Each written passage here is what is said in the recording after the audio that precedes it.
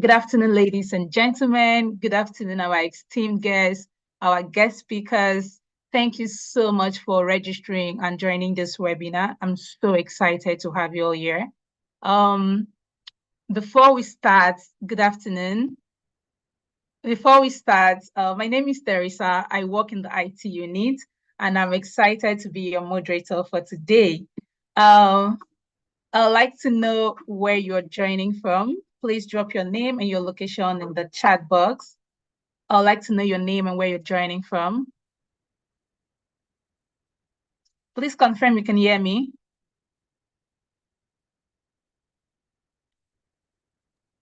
Yes, we can hear you. All right, thank you so much. I'd like to know your name and where you're joining from. Thank you, thank you. I see you can hear me. Thank you so much.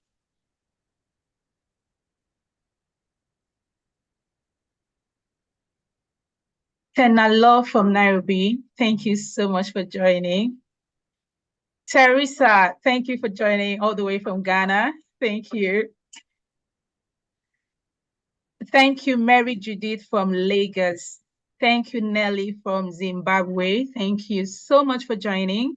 I see Yetunde from Ogun State. I see Anebiet from Lagos. I see Mary from Ireland. I see you, Rabitu from Ghana. Thank you, Chuba from Lagos. Yes, thank you so much. I see us joining from across Africa. I see all of you. Thank you so much.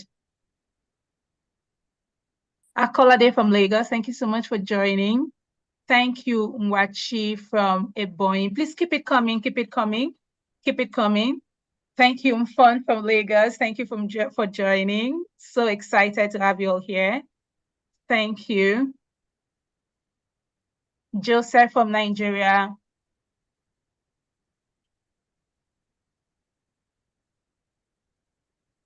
Putina from Ghana. Roslyn from Lagos. Thank you so much for joining.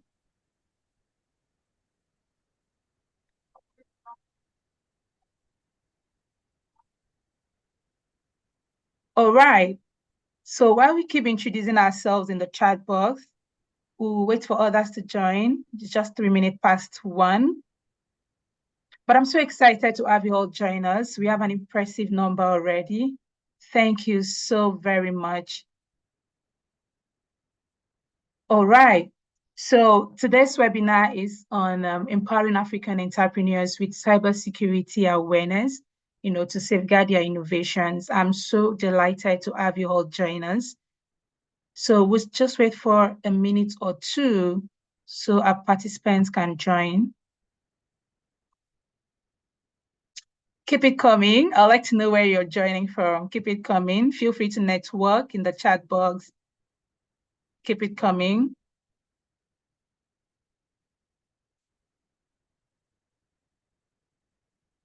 I see Shu from Nigeria. Thank you. What's your name? Where are you joining from? That's what we're doing now.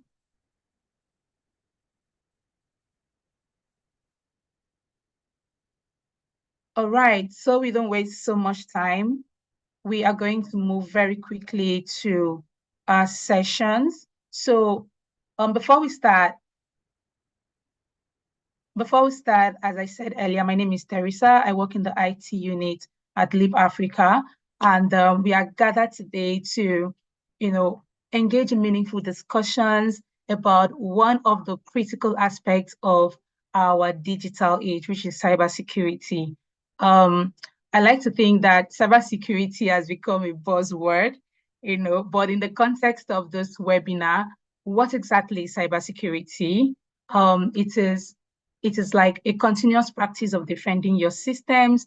It's not a one-off thing. I call it a continuous practice. You have to continually defend your computer systems, your servers, your networks, your mobile devices, from attacks. So it is a continuous process, right? So at the end of this webinar, we'll be engaging in very insightful subtopics regarding this area of cybersecurity, right? So cybersecurity threat is evolving in the world.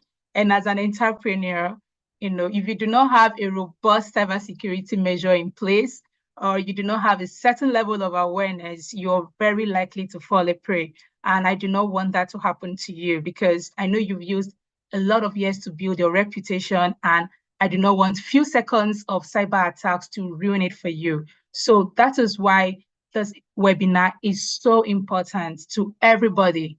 Security is everybody's business. It's important to everybody, be you an employer, an entrepreneur, a change maker, whoever you are, right? It is very important that you engage in this session. So feel free to ask questions. Feel free to, drop your comments, ask questions, and interact with our speakers. Okay, so very quickly, I'm going to move into the next thing on our agenda, which is our opening remarks. Let me confirm that we have our speaker here.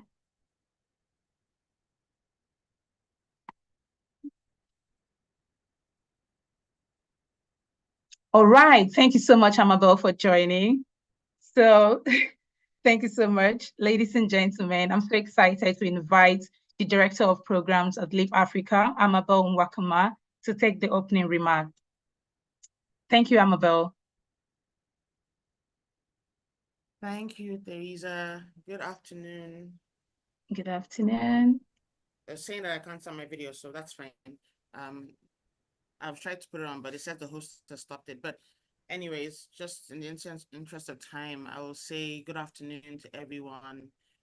Thank you so much for being here. Thank you for the time that you've taken out of your Friday to join us today. And like Theresa has kind of created a preamble for this topic, it's a very important one and increasingly important because of the age that we're in.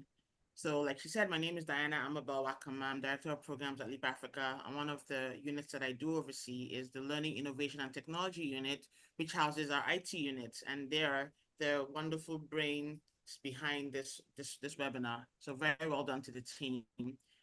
Now, we all know that technology is truly the cornerstone of innovation and development. So as we go about our lives, every part of our life pretty much is underscored by the use of technology. It's almost impossible to live an existence where you are removed from the need for technology to be plugged in. And of course, as entrepreneurs, social entrepreneurs, it's even more underscored because when you're thinking about scaling, growing, leading your business, technology is an aid that you must, as an imperative, you must adopt, you must mainstream into your processes and into your business. And of course, alongside that type of advancement and revolution will come that increasing threat of cyber attacks, data breaches.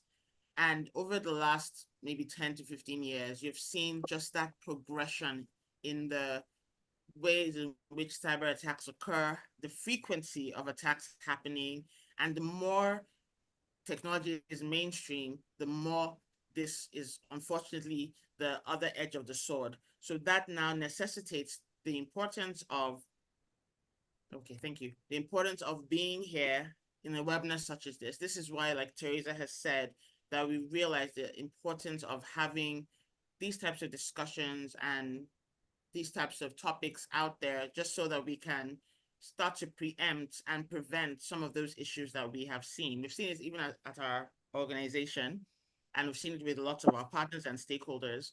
And so the importance of having these topics covered and addressed cannot be overstated. And of course, that's the whole point of this webinar, is to address those gaps that exist in cybersecurity awareness. Because as much as there's that technology revolution happening, there is unfortunately a gap in the knowledge and intelligence and understanding when it comes to cybersecurity in the ecosystem, especially for people who are not IT people as their first vocation. So as a business person, IT may not be your first area of expertise, but it necessarily has to be part of things that you're taking note of, and you're investing your energy, your time, your even resources in making sure that you're well protected and well prepared for the world that we live in and the world in which your business is being run. And I'm going to share some statistics on cybersecurity. So Forbes cybersecurity research showed that in 2023, they had over 2,365 cyber attacks. Over 343 million people were victims of this. And this attack was 72% increase from 2021. So you can imagine that progression over time. And the fear is that it's even getting worse because we are becoming more and more tech reliant. And the average data breach globally has cost around 4.45 million USD. Email attacks are the most common point of cyber attacks. And I'm pretty sure that every single person on this call has an email that they use. That's why you're even here. You probably got notification via your email to be on this call. And that is the most common point of attack. Business emails comprised about 2.7 billion in losses in 2022 because of cyber attacks. 94% of organizations reported email security incidents. 94%, very alarming statistic. So as I underscore the problem, the context of the problem, you can understand why such a webinar as what we're gathered here for is so important. And I think raising this awareness as we share with you these issues, the idea is that you start to cascade it in your organizations and your own communities so that that collective awareness can increase over time, because we need to protect each other. When you're protected and protected, we're all protected together. I'll give an example. Today, I had to sign a document on a particular tool, and I was asking one of my colleagues, and I said, "Oh, why are we signing on this tool?" And he said, the other partner insisted on signing protection and wanted to use that tool because there's many ways of, signatures being faked here and there. So just added an added measure of security. They wanted to leverage this tool to be able to sign. And I said, you see, so that keeps us accountable to that kind of security because the partner is interested in having that level of security. So that way, I'm using that anecdote to say that as you're here, showing that interest you have in what we're learning, you become a champion and a cascader of the knowledge that you're learning here so that you are protecting yourself and you're also invariably still protecting the ecosystem because of your practices. So we want to inspire a culture of cybersecurity consciousness and resilience so businesses can bounce back. You can imagine how much financial losses happen at the business level. We already have an environment that is not necessarily as conducive for businesses. And so adding that added security issue or added point of fiscal waste is not something that you need to go through. And I think it's very important that, like I said earlier, we really have these conversations.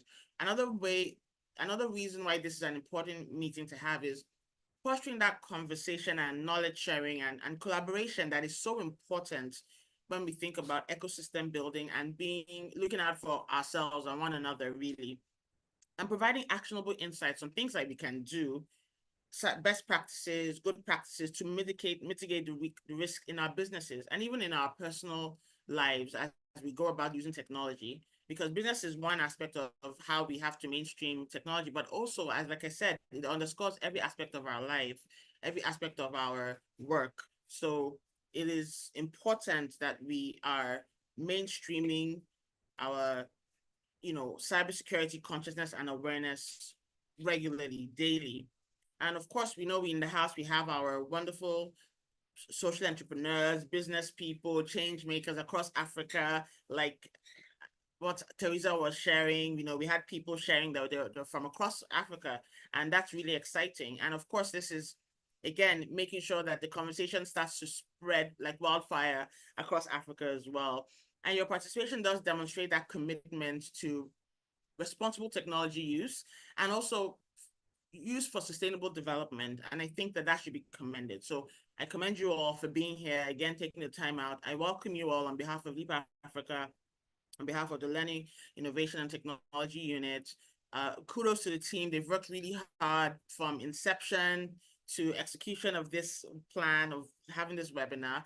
And I'm very proud to see it come to life. I look forward to the conversations over the next 1.5 hours and looking forward to the questions and looking forward to learning and also improving my own practices, as a professional and as someone, as a person that exists in the world or in a tech-enabled world. So thank you so much for being here. And I hope you have a wonderful time. I hope it's worth your time. And we'd love to also get your feedback subsequently on things we can even do to make it even better going forward. So welcome and have a great time over the next hour and a half. All right. Thank you so much, Amabel. That was well spot on. Thank you so very much. You just took the words from my mouth, just speaking about how technology is advancing and the escalating trade of cyber attacks in the sector, all over the sector, right? So thank you so much. We can't, overemphasize the importance of cybersecurity awareness. We just can't. A lot of companies spend millions of dollars trying to secure endpoint security, network security, just making sure that everything is secure when it comes to their IT infrastructure. But they pay less attention to human, security, which is more like, or human awareness, which is more like the link in the security chain, right? So thank you so much for mentioning that because awareness is like the key.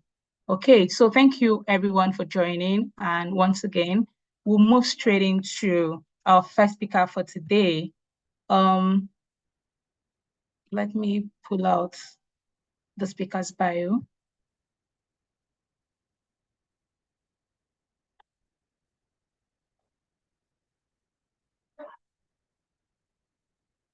Okay.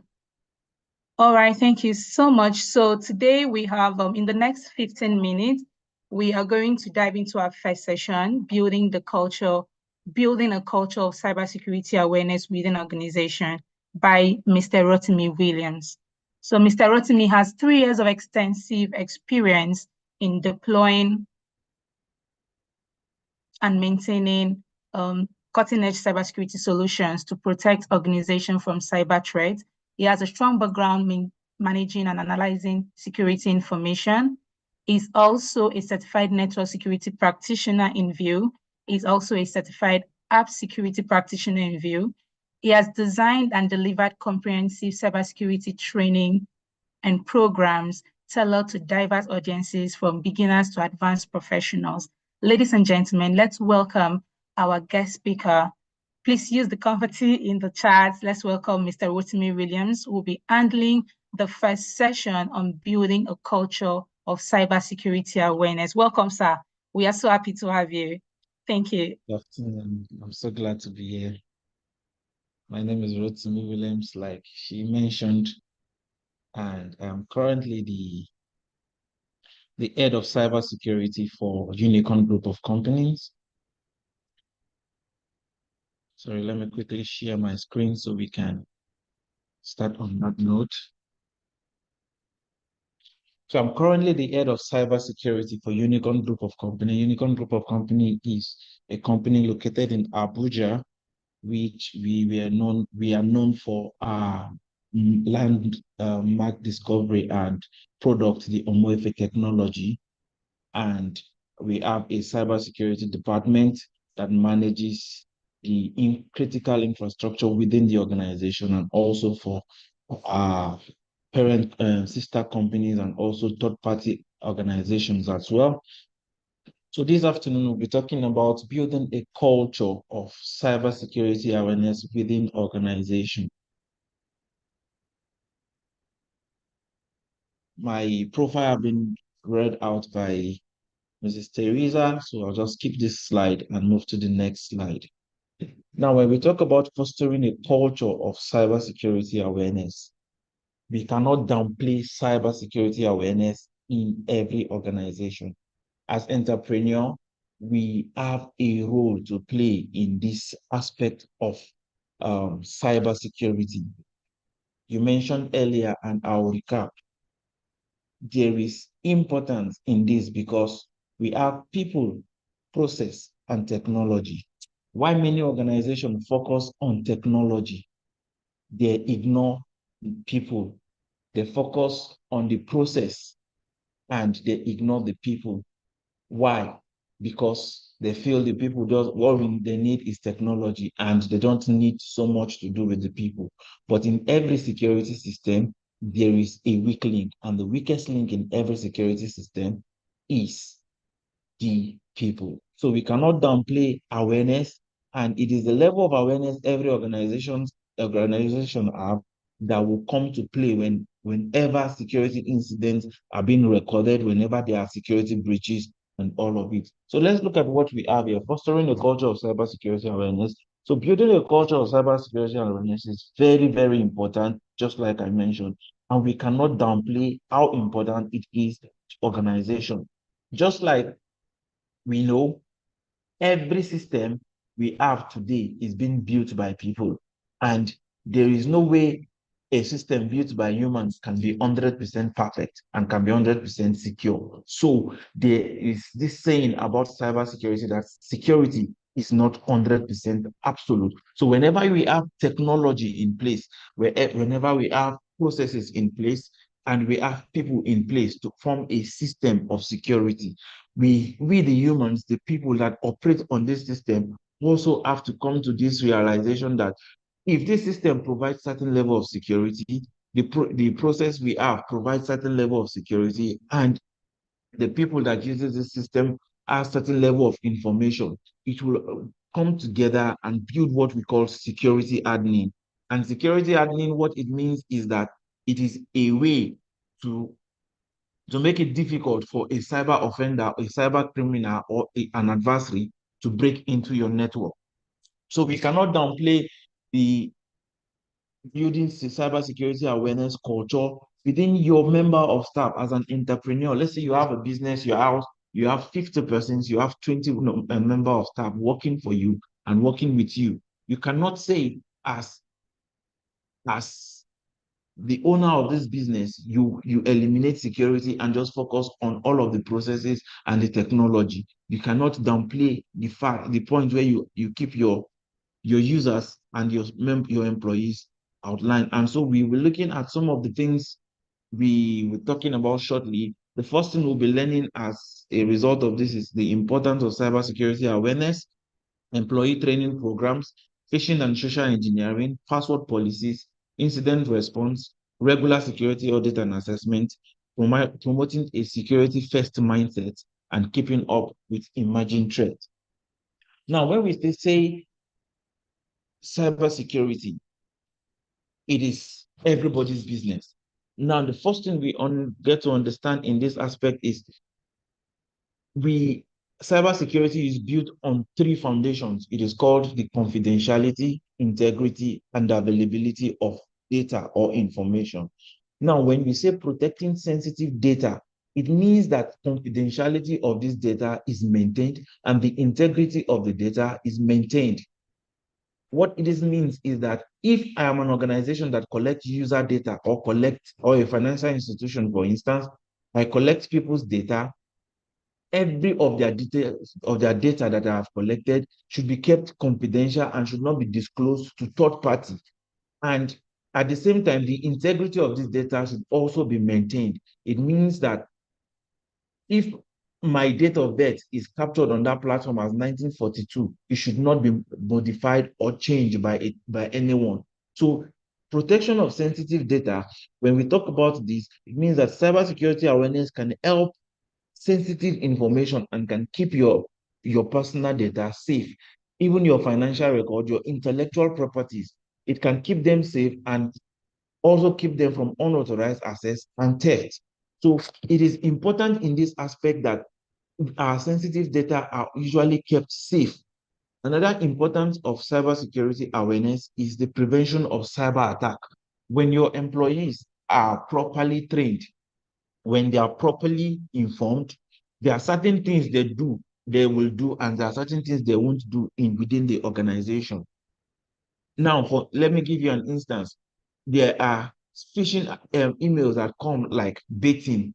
It is a type of phishing attack where they bait users to click on a link. You see, sometimes you're surfing the internet and you say things like, click on this link and win 50 million naira. Click on this link and claim your President Tinubu's um, bailout fund for privileged homes and the likes. You see, sometimes when you have informed your employees and you have trained them, on what to do and what not to do. Some of them get to verify this link. Some of them look at this link and identify that this is a phishing link and this is not a phishing link. Sometimes when they click on this link, at the end of the day, sometimes this link, this link does is to install maybe a spyware or a rogueware or a keylogger on their computer systems that monitors and steal sensitive information. Some of them even steals, but it's based on the way it is configured. Some of them steal credentials, and these credentials can be used in turn to attack the organization. But when the employees are trained in this aspect, it prevents this form of cyber attack, like phishing and the like, malware installation, ransomware, and all of it. Sometimes we you see instances like scareware as well. Scareware is also a type of phishing attack where you're surfing through the internet and you sometimes maybe on your mobile devices or on the computer system, they'll tell you scan your system has been infected with a malware or a malware. Click on this link to scan your devices. When you click on those links, it is actually sometimes in some cases, it is those links that even infect your system with a malware. It is this link that infects your system with ransomware attack where you have to pay ransom for the information and data on that system to be released. But when you have trained your employee on cybersecurity awareness principles and procedures, when they see some of this link, they don't get in a haste to click them. Sometimes in my organization, what they do, sometimes they report it to the cybersecurity department for vetting if they can proceed on this link, especially when phishing mails are sent across within the organization. Now, it is this important because it prevents cybersecurity attack. Now, another aspect of this is the compliance with regulation. There are so many industry standards that help in protecting user data and user information. And with cybersecurity awareness programs run within organizations, entrepreneurs or business owners can see that this is a way we can empower our employees. And when they do so, there's a training awareness program that get to introduce them to some of this, that get to introduce them to some of the lay down principles, the regulations, the compliance, and all of it. In Nigeria, we have so many of them, even across the world. We have the NDPR, which is now the NDP, the Nigerian Data Protection Act, being overseen by the Nigerian Data Protection Commission. We also have that of the GDPR. We also have EPA. We have PCI DSS. So many regulations like that that when you comply with it, helps to keep users aware and what to do, what not to do per time. Now let's look at other importance of cybersecurity awareness program within the organization. It minimizes financial loss. In the case we mentioned above before now, you see something like ransomware attack. When users are not properly informed, they can click on malicious link that can in turn infect those systems with malwares. Yes, there is a place of technology. Yes, there is a place of the policies, the processes, but there is also the place of the people that will become gullible and want to click on this link. I always use this as an example whenever I'm doing cybersecurity awareness programs. It is important you get to be for you to be aware, because just like the former president will always say, I'm not aware. If you say you are not aware, the attacker is always happy when you say you're not aware, because that is what they want you to that's where they want you to be, not to be aware, and you fall victim of their vices. Maintaining business reputation is another one. Any business, as a business owner, as an entrepreneur, if your business have a scandal online or anywhere, it has destroyed and it has damaged your business reputation. So if you have a business and, for instance, look at the case study of the bank that they said a customer, sorry, a staff of that bank cut away about 40 billion naira. Imagine what it will do to the reputation of that bank. Some people that bank with this bank will have this mindset that putting my money here is not safe. Sometimes organizations come to deny some of this cyber attack, which is what we call the denial stage. Now, when they come to deny this cyber attack, the reason they do this is because they don't want their reputation to be destroyed. But every cyber security attack, every attack on any business affect the reputation of that business. Now, another important of awareness programs, cybersecurity awareness program, is it enhances employees' vigilance. The employee becomes vigilant in the sense that it is not every link they see they want to click. It is not every link they come across. Like in my organization, whenever they see link, like click on this link to be part of President Tinubu's or there's one that was flying about like 2, 3 days ago. Click on the link and claim 10 gigabytes of data from Chivido, things like that. Now, when they see this link, because of the level of awareness programs we constantly run, they ignore this link. Some of the staff that are new and they are not so sure, they send it to the department and say, should we click on this link or not? It is as a result of these awareness programs we constantly run. Because some of these links, you click on them and you want to get 10 gigabytes of data or you want to collect 75,000 naira as promised by the president, you don't know the damage this link end up carrying out on your system and on your endpoint. Another importance of it is supporting incident response. Now, when it comes to incident response, the users get to report incident timely and when they are supposed to report it. Another aspect of it is promoting a security first culture. A security first culture means that security is everybody's business. It is not left to the cybersecurity department alone. Some people, some organizations, they carry out cybersecurity awareness program, and you hear statement like, whenever we are going out on training and the like, you hear statement like, cybersecurity is for the Department of Cybersecurity. So security is everybody's business.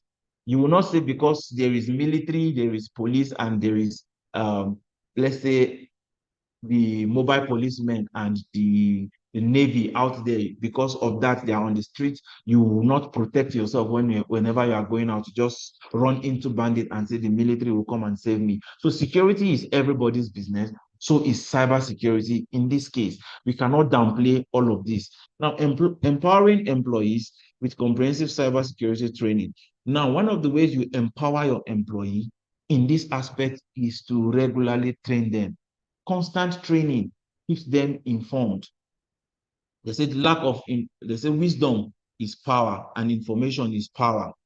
When you have this information from regularly training and educating your users, you get to empower them. That is the way you empower your employees. They get to see some of these things and they can easily identify. Sometimes you introduce them to certain platforms, like maybe certain links that they can verify any link someone sent to them. There are so many ways you can verify some links that has been sent to you. Like we use the virus total, abuse.com, so many of them out there. You can verify links that have been sent to you. These platforms, they are able to verify that this link that has been sent to you is a phishing link, is a malicious link, and all of it. It advises you on whether to proceed on with that link. Sometimes to be more technical, you can use the UIs and the like. You get to see some of the registration details, how the age of this particular link and all of it. So from regularly training your employees, you get to educate them on cybersecurity threats and best practices. Also, you inform the employees with policies. There are certain policies, let's say for instance, password management. Your password should not exceed 3 months. Your password should be it should be a minimum of 12 characters, at least one uppercase, one lowercase, and all of this. If policies like this are brought up within the organization, it is important that the users of these systems or the end users are aware of these policies. So they ensure that everyone understands the policies. Another aspect is skill development. So this employee training gets to equip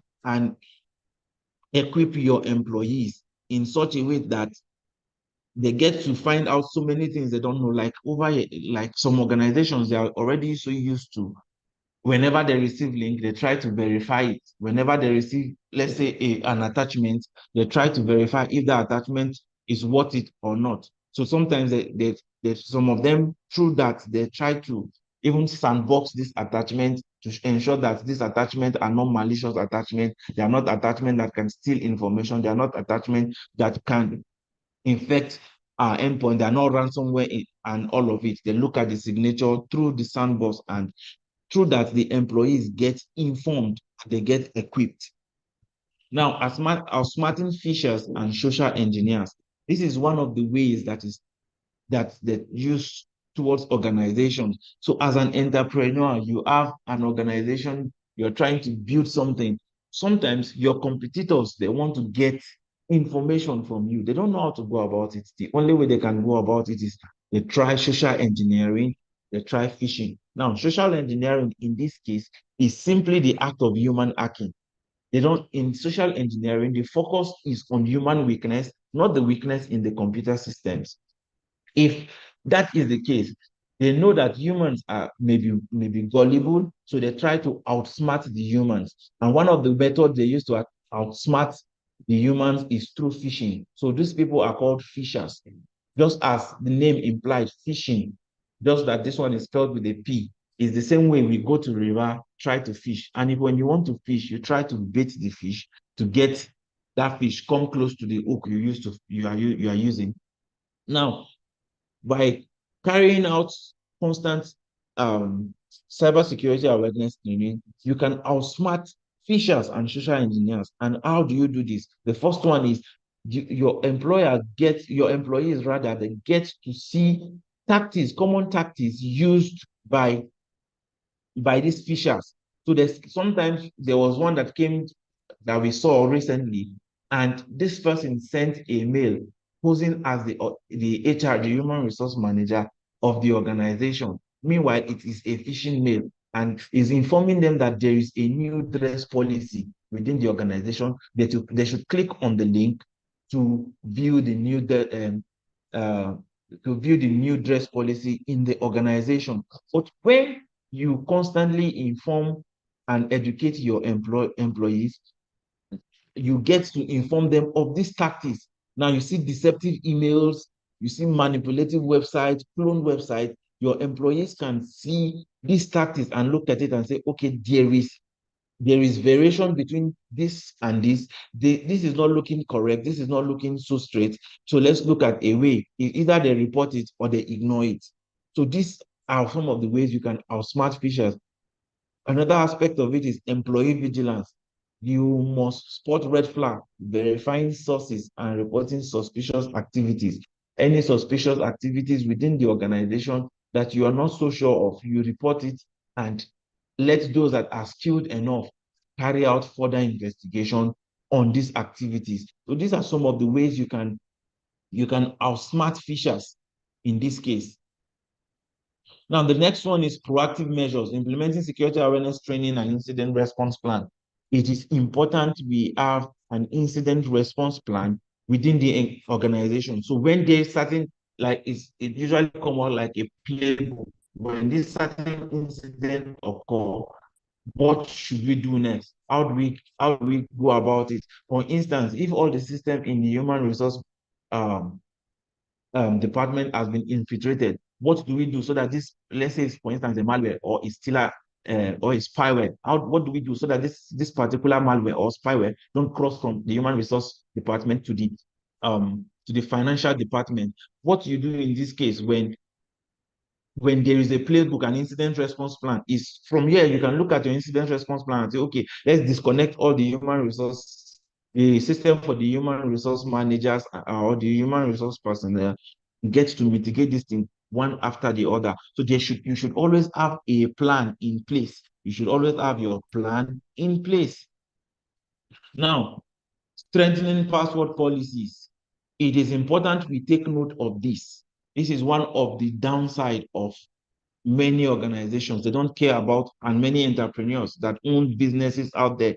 Yes, it is good to focus on the money, but when you're making money and you don't put in some of these things in place, the awareness programs, and you try to empower your employees, you will end up losing money because businesses will not trust you. People will not trust your business. You end up paying fees like ransomware and all of it.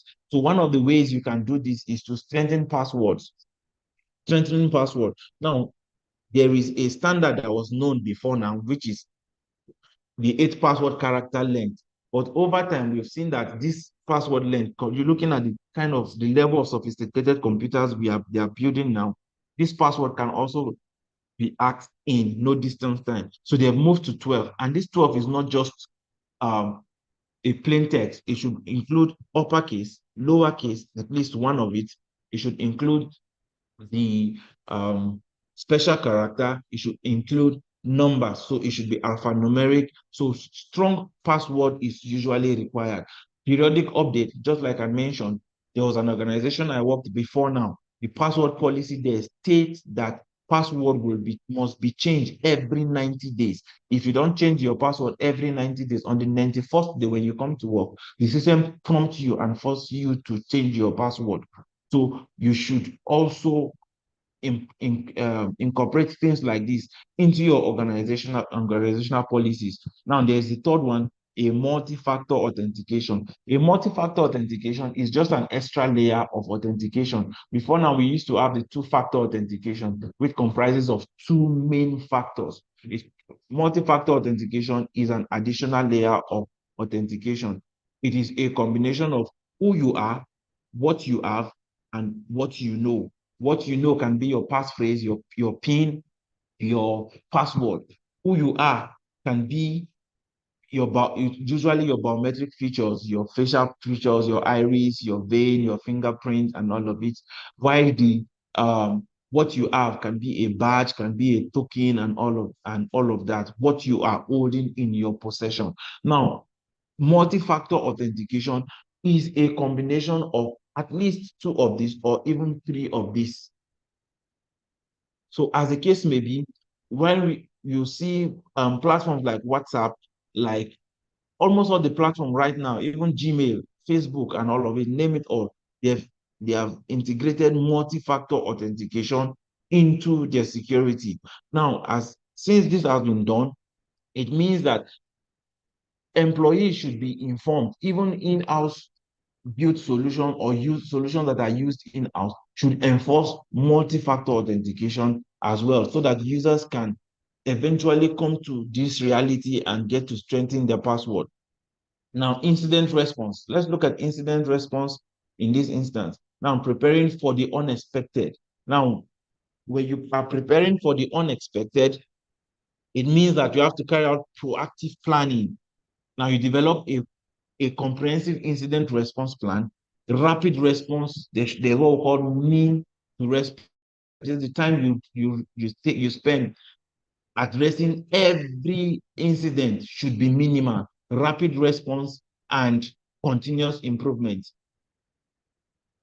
Now, let's look at the cybersecurity posture. One of the things you should do as an entrepreneur and owner of business or an employer of labor is to conduct regular vulnerability assessments, identify weakness in your systems and infrastructure, which identify weakness in your system and infrastructure. This should be regularly done.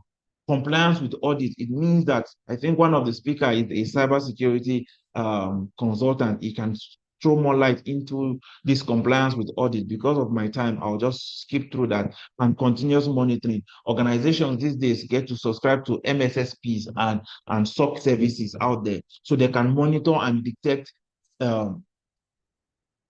threats within the organization in real time. So these are some of the ways to keep your cybersecurity postures in check. You know where you are strong. Even vulnerability assessment has to do with assessing the users you have trained, carrying out a simulation. You can carry out phishing simulation as an organization. Send out phishing link to your organization or to your employees and see if some of them are still gullible. Because when you train these people, you don't expect all of them to get this information at a time. So it is with time they get this information. Now, this aspect says building security-minded culture. Just like I mentioned before, security is everybody's business. It is a shared responsibility. So whenever there is security awareness, entrepreneurs should not downplay these security awareness programs. Even the CEOs themselves, the owner of business, the employer of labor should be part of cybersecurity awareness programs and day tools, because some of the phishing scams, there's a phishing scams called whaling, and whaling usually targets top management staff. within the organization, or it is called whaling or CEO fraud. In this kind of scam, they try to impersonate the CEO or a top management staff within the organization. So even employers and entrepreneurs should be part of cybersecurity awareness program, so that whenever they want to be impersonated, and someone is impersonating rather a CEO of another company communicating with them, they will be able to identify some of these things.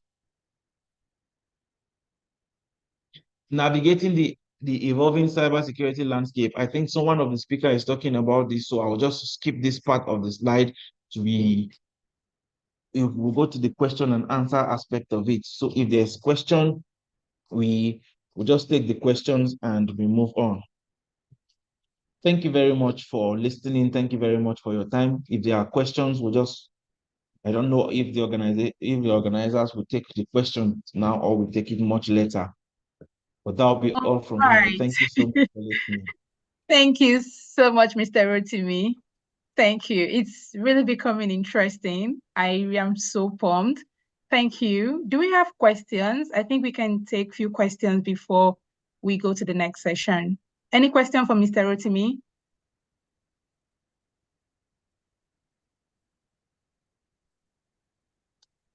So I'm checking the Q&A box now. So thank you, Mr. Rotimi, for doing justice to that topic. You know, cybersecurity awareness is very important to save you a lot of costs. You know, these are the key things I picked from your conversation.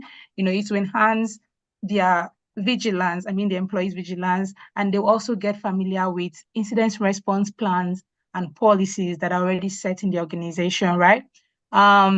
And the very important one is to help them to outsmart the phishers and social engineering processes that are going all over, you know, becoming rapidly growing in the world. So for entrepreneurs, I would like to add that cybersecurity is not just a technical requirement. Like you heard from Mr. Rotimi, it is a critical enabler of trust and reputation. And of course, it will sustain your business, right? So while you're leveraging technology, you know, to innovate and scale up your businesses, you also have to protect your data. You have to protect your digital assets and infrastructure. This is why this webinar is for all of us. Okay. I believe that by the end of this webinar, you will know how to navigate the digital space more securely, and you will also be prepared, because I know there are two categories of people in the digital space: those who have been hacked and those who are waiting to be hacked, right? So I believe that we will also be ready if we are encountering any of these problems, of this threat in our organizations. All right, thank you, Mr. Rotimi. That was a very, very wonderful presentation. Thank you so much. So I am looking at the chats, the Q&A box now. I've not seen any question. So maybe we'll have the questions again at the end of the last speaker. I hope that works. All right. So we're moving. I see our speaker is ready. So we are moving to the next speaker. During the next 15 minutes, we'll be hearing from Jetim Taiwo, who is a programs lead at CyberSafe Foundation. So Jetim Taiwo is a seasoned project manager at Cybersecurity Awareness, a cybersecurity awareness evangelist and an advocate. She leverages her expertise to bridge the digital divide in Africa. She currently serves as the programs lead at CyberSafe Foundation, a leading non-governmental organization dedicated to inclusive and safe digital development in Africa. Right. So, ladies and gentlemen, let's welcome our second speaker, who will be speaking on the topic practical cybersecurity tips for African entrepreneurs. Thank you. Let's welcome her. Thank you so much, Teresa, and good afternoon, everyone. It's a pleasure to be here. She's read my bio, so there's not much I could say. Sadly, I'm not able to share my screen right now. Teresa, could you give me the access so I could share my screen? Yes. Okay. All right, thank you. But while we wait for that, I want to say a big thank you to Rotimi for the amazing session on building a culture of cybersecurity awareness. To be honest, it's as though I do not need to speak after that session. It did most of what I intend to do with my session, but nonetheless, let's head right into it and have a wonderful time together. All right, that being said, thank you, Teresa. I now have access. All right. I understand that we have a combination of entrepreneurs from different industries with varying sizes as well. So I'll try my best to make sure I leave a nugget for everyone. If I'm losing you at some point, please let me know. But I doubt that will happen at any point in time. All right, so let's head right into it. Just a fun fact. 90% of African businesses operate without the necessary cybersecurity protocols in place. If you think about that very closely, that is 9 out of 10. I'm really hoping those people are not on this call. But if they are, we'll be finding out more why we shouldn't be doing this. And it's also interesting to know that 57% of these businesses in Africa have experienced a cyber attack in the past year. Think about it, that's mind-blowing. Right? And this has resulted in financial losses, reputational damage, disruption of operations. Mr. Rotimi, spent a lot of time talking about how that impacts us. But I want us to draw our minds to what those common threats are. I think the first in this group for us will be online scams. I'm grouping it because there are many things that fall under this. Phishing, vishing, he mentioned whaling, a type of phishing, credit card fraud, social engineering, all of these things fall in that category, right? And we have business email compromise, which is where he was talking about the CEO being targeted and all of those things, where we have data theft, CEO impersonation, government officials, legal officers, even your accountants can be impersonated, right? So business email compromise comes under that. Cyber espionage, data leaks comes right after that. Botnets. Now with botnets, they could have a large scale campaign where you just suddenly notice you're receiving a lot of phishing emails that one person cannot sit down and attack you that don't die incessantly. Just know that most likely you're dealing with a botnet at that point. And there's malware distribution where you just get a simple mail that says, oh, I want to get a job in your company. Something as subtle as that. Here is my CV attached, and you click and you open and bam, you've installed the malware in your system. So something as simple as that is something you're dealing with. Ransomware and digital extortion. I'm not going to spend so much time talking about this so we don't, lose the time that we have together. And before we go into the tips, the real flesh of the matter, I just want to ask a question. Why does cybersecurity matter to your business? First, a lot of you deal with sensitive data. And once you're dealing with sensitive data, so customer information from their ID cards to their financial records, to even your own intellectual property, you are dealing with a lot of sensitive data. Then you should actually consider cybersecurity as a serious thing. Once you have a cyber attack of any sort, you lose trust. Let's take, for example, there was a rumor that went around. I'm assuming it's a rumor because NIMC came out to debunk it. But they said that our data was being sold for as low as 100 naira. How many of you felt safe afterwards? No one, not even myself, right? So you lose trust, the customer's trust when you have a cybersecurity incident. So that's why you should take cybersecurity very seriously. Let's not even get into the fact that you have a financial loss. You most likely would also be dealing with ransomware attacks and all of those things. And business continuity gets affected. When I say business continuity, I'm referring to the fact that when there's an attack, things stop. You just imagine, for example, you have a ransomware attack, right? You can't log into your systems. You can't do anything. Who says you're going to be serving any customers that day? Nobody's going to be making money that day for sure, right? So this thing affects business continuity as well. So you see, it's something that's very important to us. Now, for something that important, why is it so hard for us to do? It begs the question, why so hard? The first thing I'd like us to notice is that most entrepreneurs do not have the security first mindset, right? And we have not incentivized our employees to have the same. What does it mean to have the security first mindset? It means I'm thinking of building a product, and the first thing I'm thinking is this safe? I have a system internally where people have to forward complaints or, fill a form, for example. And the first thing I'm thinking is this safe? Many people don't approach it from that point. A lot of people are thinking, oh, is it easy to use? That's the first thing that comes to mind for a lot of people. Is it easy to use? But right now I'm saying, think about it from a security first mindset, and not just think about it, incentivize your employees to do same. So I don't know how you run your operations internally, but you could have them, take trainings like Mr. Rotimi suggested, and have certain milestones or rewards attached to completing those trainings, finding out phishing emails.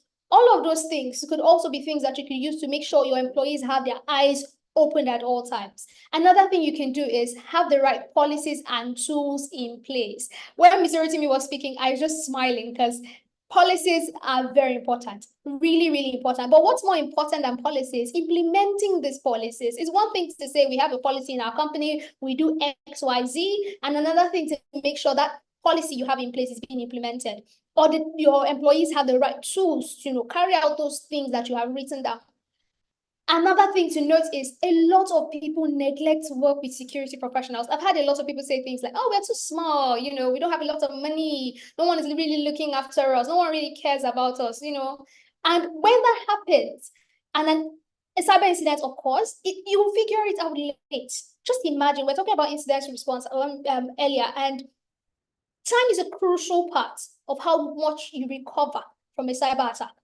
So imagine if at the point when the cyber attack has happened, it's when you're now looking for, Mr. Rotimi to come and help you, or Emileku to come and help you deal with the incident. That whole time has gone by, and there's so much you most definitely have lost. The last bit is we are not proactively consuming cybersecurity content. I want to applaud everyone who is in this session today.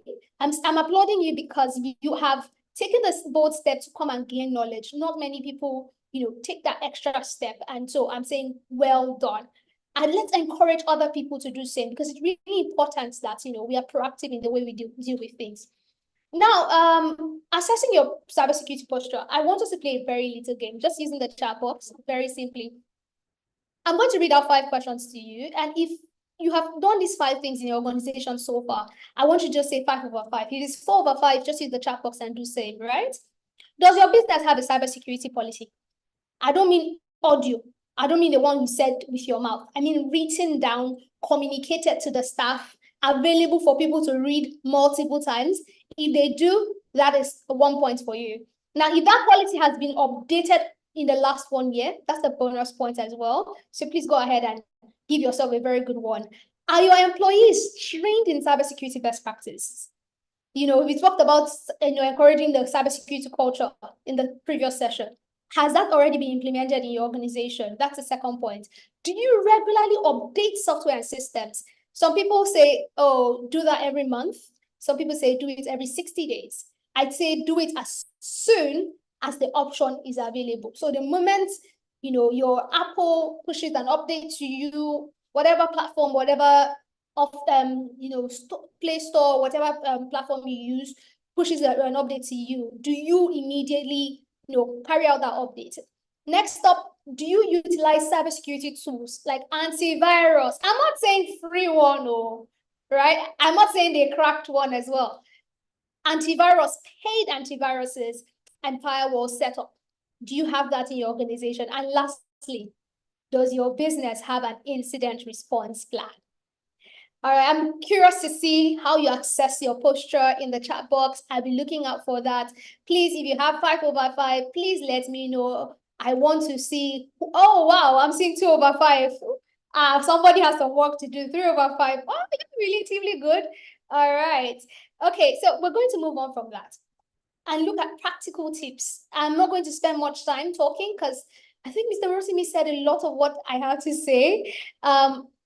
But I'll start with the basics. I always say to start with the basics. As little as cyber hygiene may seem, it's something that has often been neglected. And what does it mean, really, to have, proper cyber hygiene? What does that mean? Okay, very simply, it just means that, you are putting in place certain things around your password management, around, your device management, that makes you extra safe. Think of it as brushing your teeth in the morning. Think of it as having your bath, right? How do I keep myself clean and safe, right, from germs, right? Now, when it comes to basic cyber hygiene, the most important thing is to document and implement a company-wide policy around password management. Notice how I keep emphasizing implementation, because a lot of times organizations have this thing written and documented somewhere, but that is all it is, a piece of paper, some document that is forgotten, right? How do we make sure people carry this out? How often do we do these checks? Do we have monthly checks to make sure people are doing what they're supposed to do? Rotimi mentioned earlier where, an organization has a 90-day policy for passwords, and by 91st day, it forces you excuse me, it forces you to immediately change your password. Do you have that in place? Now, I understand that sometimes you may not have the tools because they're really expensive and you're a small business, but you can manually do it. You can put out a message saying, oh, today is password change day. Make sure you change your password, something around reminding people to take certain actions.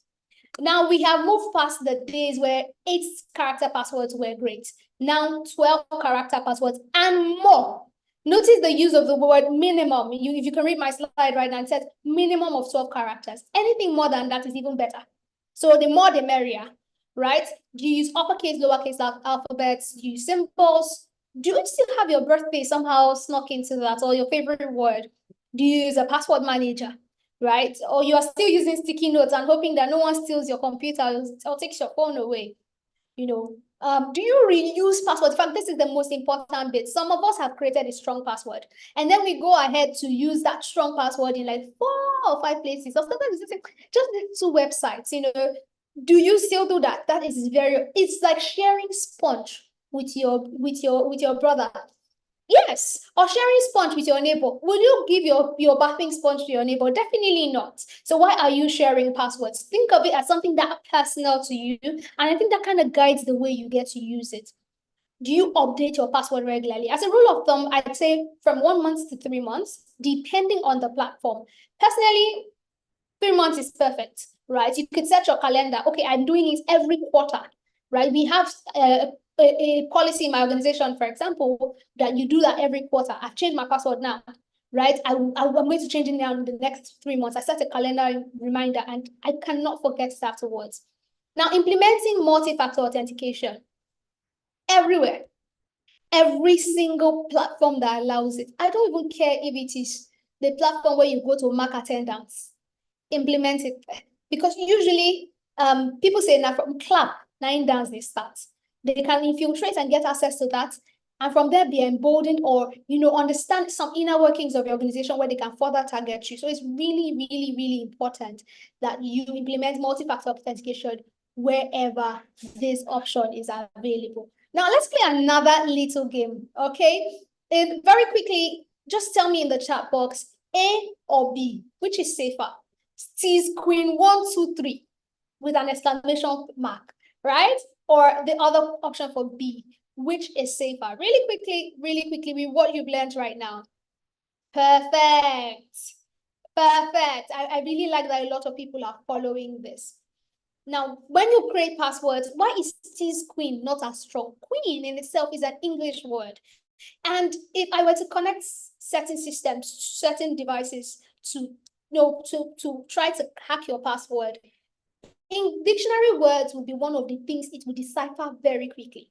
So avoid dictionary words altogether. Avoid things that you can pronounce this easily. Yes, we say mix the alphabet. Yes, it obeys almost all the rules. It has alphabet, it has numbers. Great. But the order in which it happens makes it easier to hack. Most importantly, things that happen in sequence, 1, 2, 3, that is not safe. That is a sequence. You need to jumble it up. So say mix it up, right? That's the goal. The goal is to mix it up in a way that, think of soup. When you finish, you stir, right? So whenever you think of a password, think of it as something you stir up after you're done. It has to be all jumbled up. You shouldn't be able to pronounce your password. Why can't you pronounce your password? And if there are times when you're confused or you're struggling, you can use a password manager to generate these passwords. Or you can use something I call the storytelling method, where you think of something that has been a unique experience for you and you storyfy it. So say, for example, you had a birthday happen and some place that you visited, you can take the first alphabets, you can replace your E's with 3's and mix it up like that. But usually it's much, much, much, much easier to just use a password manager to create that. So if you do not have a password manager, this is your call to download one now. All right, so don't get hooked. Guard against phishing attacks. We spoke about phishing in the previous session, and just some things to note when it comes to phishing. A lot of us will say, if they send me a mail saying, pay 1,000 to get 5 million, I will immediately know that's a phishing. That's a phishing attempt, right? That's scam. It is rather obvious, but sometimes it's not as obvious as that. Like I mentioned, quite recently, someone sent a phishing mail to my organization trying to get a job. So just imagine you send in your CV, you receive a mail saying, oh, I want to work with your organization. And you're thinking, oh, okay, they've attached their CV. Let me take a look. Unbeknownst to you that the attachment has a malware. Something as simple and as innocent as that could very easily be a phishing attack. So please always approach emails, anything written communication with a bit of skepticism. In fact, I say practice active skepticism. Just be skeptical. You know, when you have those paranoid people around you, please, it is okay to be paranoid as when it relates to email communication. When you receive a mail, it's also important to find another alternative method to contact the person that has sent you the mail. Say, for example, you receive the mail saying, oh, please send XXX amount to this person paying for this invoice. There should be a system internally in your organization that allows you to verify through another channel. Is it Slack? Is it WhatsApp? Is it a phone call? Something as simple as that will save you a whole lot. Because say, for example, the accountant has been hacked and no one knows that yet because the accountant doesn't even know that yet. And then through the accountant's device, a mail is sent to, or rather through, say the program lead's account, a mail is sent to the accountant requesting for an invoice to be paid. It seems like business as usual, right? Please, Teresa sent me a mail. Why should I feel suspicious? Only to find out that, oh, that whole invoice never even existed in the first place, and you didn't get a chance to confirm it again. So it's very important that you confirm. Now, some of the things that are tell signs for phishing attacks include urgency, threats, grammatical errors, unexpected attachments. I'm going to ask us to be a bit more skeptical as well of shortened links, right? Before you click on any shortened link, make sure to expand it. Don't worry, I'll be sharing resources to help us do these free resources, so you don't need to worry about that. Most importantly, spam filters. If your organization doesn't have one in place to help filter out some of those phishing mails, you should actually contact someone to help set that up for you. So you make sure you have a spam filter to block these deceptive mails. In fact, the less mails that seep through to the employees, the less the likelihood that one of them will get to experience a phishing attempt. And that also reduces the risk of them even making a mistake. So say, for example, 1,000 phishing mails are sent to your company, and due to the really nice spam system, only 100 get through. And you reduce the odds that 1 in 100 will actually be missed by your well-trained employees. Have multiple emails that serve different purposes. I want to speak about this for the entrepreneurs here. Please do not have the same email that handles your money be the same one that is forward-facing. I know for some people that goes without saying, but for others that doesn't. So let's say, for example, admin at your company name is the one that manages your money. That shouldn't be on your website. That shouldn't be forward-facing. That shouldn't even email anyone to begin with. So always segment it. Multiple emails for multiple purposes. I know it seems like a lot of work, but it will save you unnecessary spamming to some of those sensitive emails. Right? Have clear policies as well, prohibiting employees from signing up to certain things online using their official emails. If I don't know your official email, how do I start targeting you, right? So sometimes it's just information that's just very readily available. I'm not saying they can't just sit out and can't find you out. They can, right? But reduce the likelihood that they can find you out. Most importantly, conduct phishing trainings. I had asked earlier, how many of you people can actually spot phishing attempts, right? When you see the mail, do you know what to do? Do you have a process in place for what to do? Or do you just delete and keep it to yourself, right? It's very important that when phishing attempts come in, there should be a process around, not just deleting that, maybe most likely forwarding it to the cybersecurity unit if you have one, or anyone who currently manages admin for your organization, so that they can warn every other person in the organization. Say, for example, I receive a phishing mail. I should also maybe take a screenshot of some sort and make everybody in the organization aware that, oh, I received this. There's a likelihood you may have, or you will in the future receive this. Watch out for it. Somehow, if that person did not know that that's a phishing mail, when they see your message, they'll be aware of that. So very important, what is the process around reporting phishing? What do you do in your company when that happens? So if this is something you don't have in place already, please go ahead and put that in place. Last bit is be prepared for the worst case scenario, right? Malware attacks and all of those things could happen at any time to anyone. Very importantly, have an incident response plan. It doesn't mean we want bad things to happen to us. So it just means that when those bad things happen, in the first few seconds when we notice it has happened, we have the right steps laid out for us. Right. Now, I talked earlier about sharing free tools for you to combat phishing, and here are some of them.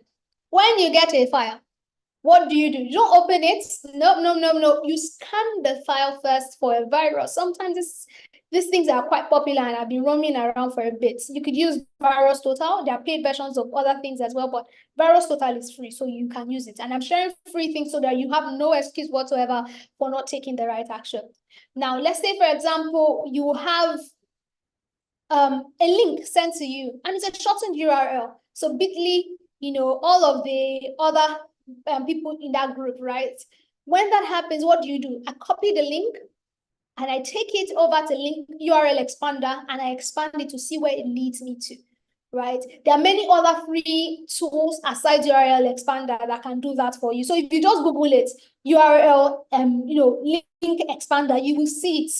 There are many of them. Now, when it comes to a scanner, because sometimes these things are very harmful already, that even if you make mistake, the tiniest mistake and click on it, your device is immediately, infected. So you want to use things like Virus Total, OpenFish, the list goes on with this. But let's pause for a second to speak about phishing simulations. There's something about practice making perfect. And how else do we practice? Some people have very fanciful systems in their organizations where they can send you phishing mails to test if every employee knows what they are doing. But in an event when that system is not in place, or you cannot afford to do that, there are some free phishing simulators online. A very simple example will be the Google Phishing Quiz Simulator. Please share the link. I have it here in my slides. Hopefully, if the team is willing, they could share the slides with you. But just go ahead. Check online, Google phishing quiz, take the quiz, try your hand. I think it has about 8 questions, right? Encourage other people in your organization to do same. That way they can see, okay, what did I not miss here? What did I check out for? What did I fail to check out for? Sometimes something very little, right, that we miss. So please, let's go ahead and keep practicing so that we can get better. Like I said, now we are going on to protecting your data. We have spoken about cyber hygiene, spoken about phishing attempts and how to deal with it. Now let's talk about data management for a bit. We process a lot of data in organizations. Either we know it like directly or indirectly, and sometimes we neglect the importance of securing this data. So this is me nudging you to please immediately go and formulate and record your data security procedures. How long do you keep your data? What kind of data do you keep? Does your customer know you are keeping that data? At what point do you discard of that data? Now, we have industry standards and benchmarks around how you manage the data. You have the NDPA, you have HIPPA, you have GDPR, PCI DSS. We have many of them, right? Please go ahead, check online. These are things that are readily available to all of us, right? Find out what is the policy. How long am I supposed to keep what? What can I transfer to whom? At what point do I need to tell my customer that I'm going to be holding on to this information? Please, it is very important, because with the uproar that had happened a couple of days ago, you would already know that from one little mistake by one organization, we are further exposed. there's a popular saying about people who are already, being hacked, or rather, falling victim to cyber attacks, and those who are waiting. Just imagine if my BVN is running around, my NIMN is running around. It's just a matter of time before something happens and I then become a victim. So please go ahead and take proper precautions to make sure this doesn't happen to your organization. Now, speaking about data management, it is important that we talk about backup, right? How do we manage our data? Sometimes we back up to the cloud. That's great. But what if today Google has an issue and we lose all of our data? What then happens, right? We need to make sure we're having alternative, storage for this data, right? We need to regularly back up our data, documents, financial records, customer information, so that we do not have an incident where something happens and you lose. Do you imagine how embarrassing it would be if, say, for example, GT Bank comes to ask all of us to do KYC again because they have lost the data they gathered during the last KYC? What would you think of them? Now, that's a big organization. Let's think small. Think about your organization. What kind of data do you gather? Imagine how embarrassing it would be to go back and ask for all of this just because there's been a data loss internally, right? So it's important that we back this data, and you back up your backup. Let your backup have a backup, right? Managing access is another important thing. Always monitor and audit. I'm very happy Bermilekun is on this call. It is specialty. He's going to talk more about this. But very importantly, make sure you are auditing. Make sure you are monitoring who has access to what and why do they have access to that place and to that information. And for how long are they going to have access to that information? Sometimes in organizations, we turn a blind eye. Like, it's our person now. It's our, no, he's part of the family, he's part of the company. But we neglect the fact that that person doesn't need access. That person doesn't use the access. That person doesn't have the skills to protect that information if something was to happen today, right? So it's very important that we manage access. It is very important that we check who has access to what. I'm making it very simple so you remember who has access to what and why and for how long, right? When the option is available, make sure you use multi-factor authentication. That is very important. And most importantly, when data is being transferred, some of us send information through our emails. We just quickly move customer data, quickly move it, on a simple Excel sheet, and you are moving it around. Right? That's not the best way. So we're supposed to have methods internally where we have encrypted, encryption happens to this data, so it's safely transmitted. So nothing happens that alters it, while it's moving around and going around the place. So it's very important to protect your data. All right. If you're with me, just go ahead in the chat box, say, I am protecting my data today. Okay, so let's think of devices and assets. I'm boxing this up together because our assets could be our devices. Your company could have your laptops, your phones, your routers, all of those things follow that is access. How do we protect it? Very importantly, antivirus, anti-malware software. I am not talking about the cracked one that Mr. Oko, now be Mrs. Chinwe gave to you. No, I'm saying the one you paid for. In fact, as a rule of thumb, it's important to know that your cracked software is even more risky, than the one you pay for. So it's very important that you make sure you have that in place. Mobile device management solutions as well. If you are giving out mobile devices to your staff, make sure you have that in place. If you are giving out laptops, the same thing. Caution on the use of VPN, caution on the use of firewalls, and all of those things. And most importantly, safe web browsing. Let them remember, if it is a suspicious looking link, then it is time for us to keep it, to report it, to let everybody know. Mr. Rotimi spoke about building a culture on cybersecurity, so I wouldn't spend much time talking about it, but it's important to always remember, you're only as strong as your weakest link. In an organization of 100, 10, 5, I don't care how many, the weakest amongst you is the strongest that team is. If a cyber attacker can infiltrate and get just one person, all of you are immediately vulnerable. So remember, the weakest link is the one you should all making sure to look out for. So with your regular checks, making sure people are getting cybersecurity awareness trainings very frequently. I recommend every quarter, right? That is how we then stay safe together. Very importantly, we should utilize tools Where we can, paid. Where we can't, free. For password managers, very important. You can use Dashlane. You can use LastPass, Bitboard, and anyone you want to use. Make sure you're using the firewall, and make sure you have security suites like maybe Norton or McAfee to work with. We've talked about the importance of an instant response plan, but I'm just going to tell us, please, don't wait till your house is on fire to buy a fire extinguisher. It will be too late.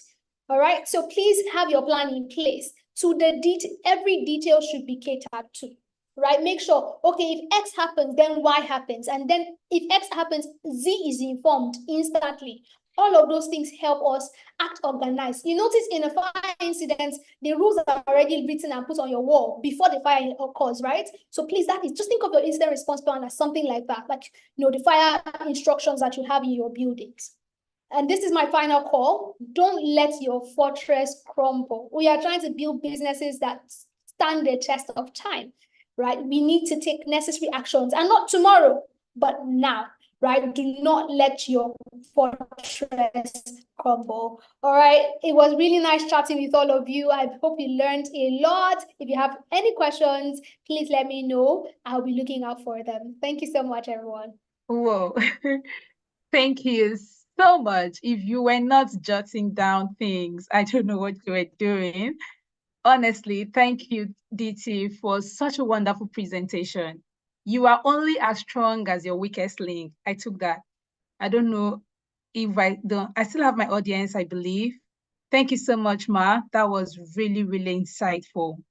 Thank you. I want to believe we are still on this call. Please respond with your funniest emoji. And if you have any question, please drop it in the chat, in the Q&A box. I'm going to read it out right now. Thank you so much, Ma. All right, I still have my people. Thank you so much. Thank you. So your presence today, signifies that you're dedicated to enhancing the security posture of your organization. And I want to applaud you once again for, taking out your time this Friday afternoon to join us on this insightful webinar. Feel free to drop your question, and we are going to read it out to our speakers and they'll attend to it. So for those who engage in the short exercises, thank you so much. And if you scored 2/5, don't worry. Don't worry. By the end of this session, you'll be able to fortify your infrastructure. All right. So I read something very funny some time ago. They say passwords are like underwears. You change them regularly, you don't share them, and you don't let people see it, right? So please be very careful. Well, when you're inputting your password, do not share them, change them regularly, and do not try to change them. Yeah, that's the same thing I'm trying to say. So thank you so much, guys. I'm so excited that you are still engaging in this session and have not lost your attention. I'm so excited. So the last but not the least, please, we have Mr. Remy Lekun, who is a cybersecurity consultant at Cybervergent. So he will be handling the topic, navigating through the evolving cybersecurity threat.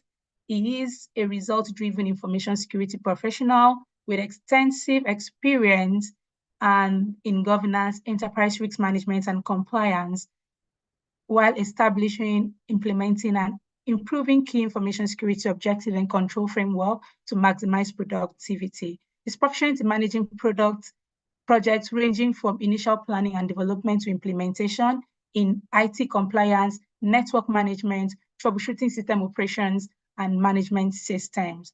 Ladies and gentlemen, let's have our last speaker, who is not the least, Mr. Remy Lekun, to handle this topic. Thank you so much for your audience. And please, we'll be having our post survey going out soon. Feel free to engage. We would like to hear your feedback at the end of this webinar.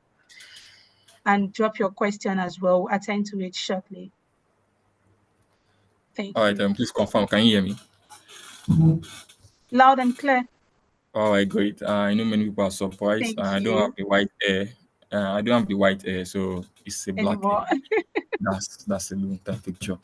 And also, I must give kudos to my colleagues that have been on the call. So first, starting from Rotimi, that's my a friend and a colleague from my alma mater. The blood is purple. We are both from the same university and also colleagues in the industry. And also to give regards to my another colleague, that's in person of the T, as we popularly call her. We are all voracious learner and nothing is too hard for us to learn. So for everybody that's joined the call, I hope you're able to pick from this point and it doesn't become difficult for you to learn. So not to waste any of our time, I'll just go into the presentation. My previous colleagues have been able to lay background on what you have when it comes to improving security posture for entrepreneurs, the practical step, and what you put in place. What I'll just try to do is just be able to consolidate what they have put together and trying to see what are those case study, what are those values to what cybercrime is actually causing to industry, especially when it comes to African business. Then we'll also see they're also giving some tips. I'll just try to evaluate those tips and just come from a point of consultant, how I work with large base of clients when it comes to diverse industry.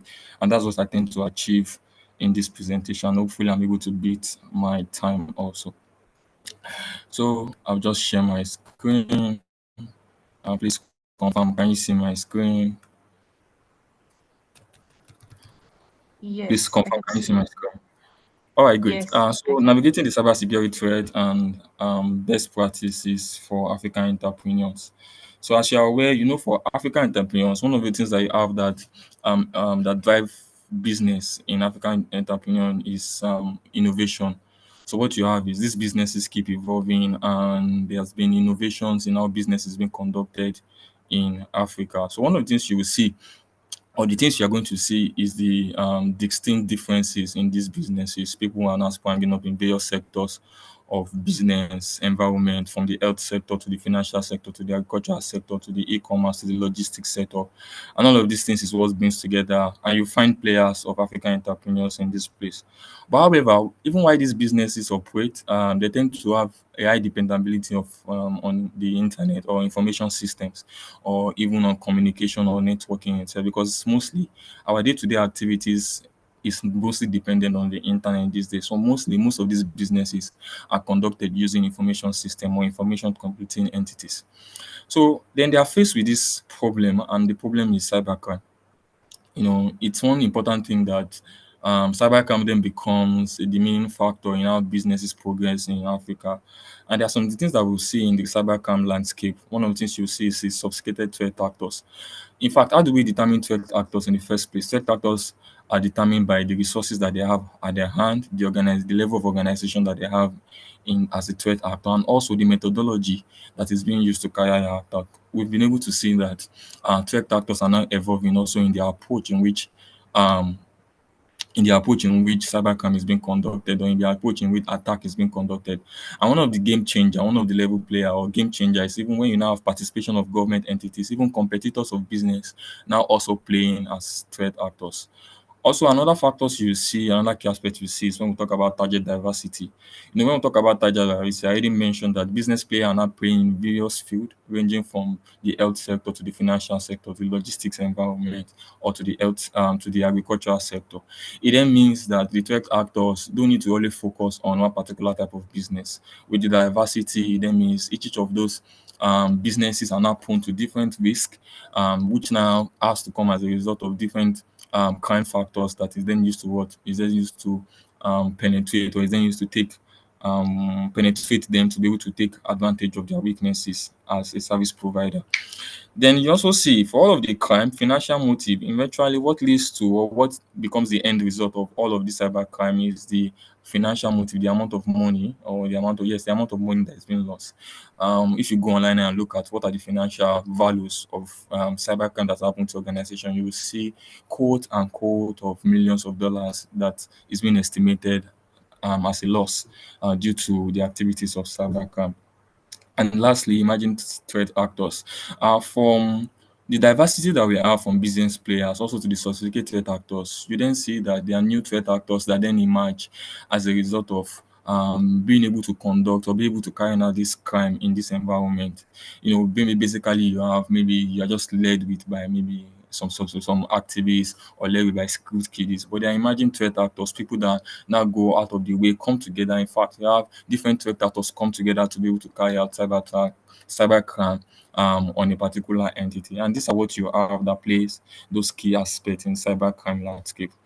So for the African landscape itself, as I said, the African entrepreneur, the African businesses face a large range of cybersecurity threats. And one of the things I do in preparing for this presentation is reading through reports, and one of those reports is the African Cybersecurity Assessment Threat. So what Interpol did with this report is try to collect resources or kind to collect data from various service provider endpoint. You have the likes of Malwarebyte, the likes of Kaspersky, the likes of AT&T, service provider that African businesses use to protect, and gather this data to be able to say what are those threats, what are those crimes that we face. And from that report, you then see there has been a significant increase from phishing attacks, ransomware, and social engineering. In fact, the report has stated that 61% of companies as of 2020 face ransomware attack. I usually tell people when I have an opportunity to present to them, I say ransomware became very prevalent as a result of it became very prevalent in the year 2020, especially during the time of COVID and lockdown. The attackers took advantage of the fact that many people are going to be working from home. In fact, people are still working from home, but as at that time, almost everybody was working from home. And what you then have is that it means that there will be less security measures put in place for people to be able to work remotely. And the cyber criminals took advantage of that. And ransomware became prevalent as at that time, 2020. And also, you then see that African systems itself or infrastructure that has been hosted in Africa are even infected, either by result of software vulnerability, inadequate patch management, inadequate access control, or even misconfiguration. As you can see, this data from SciDev has listed, say, this is, I don't know why, okay, Nigeria is also listed there, which is where we are. 82% of our system are even infected, 98% of Libya systems, 92% of systems.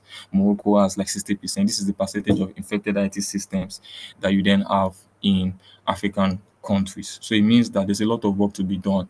And you then give our business is not taking effort, our organizations are not making effort. Yes, they're making effort.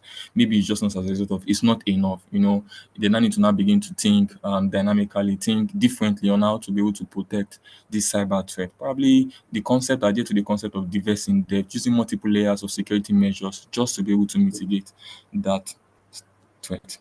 Then you then see I have this comparison between the landscape of Africa and the landscape of I just try to segment Nigeria out of it. Generally in Africa, you have 30% phishing attack that happens, 10% of APT, you have 10% of online scam that has been going, you have 20% of social engineering, you have 25% of ransomware. Then peculiar to Nigerian environment itself, you have 35% phishing, you have 5% APT, advanced persistent threat, you have 5% in online scam, 25% social engineering, and 30% ransomware. Social engineering phishing plays in the same domain of Africa of cyber threat or cyber crime in itself.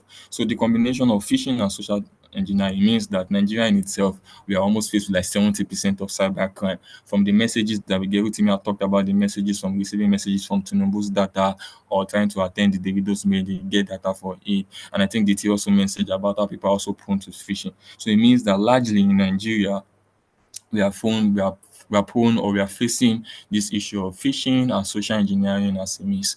I've been in organization, I've been in an environment, I've been among first defense demand, and one of the things you see is they say, oh, the Nigerian prince, and you then look at it that those are also the end result, those are the effects that it then puts on us as a country based on this cybersecurity threats that we have.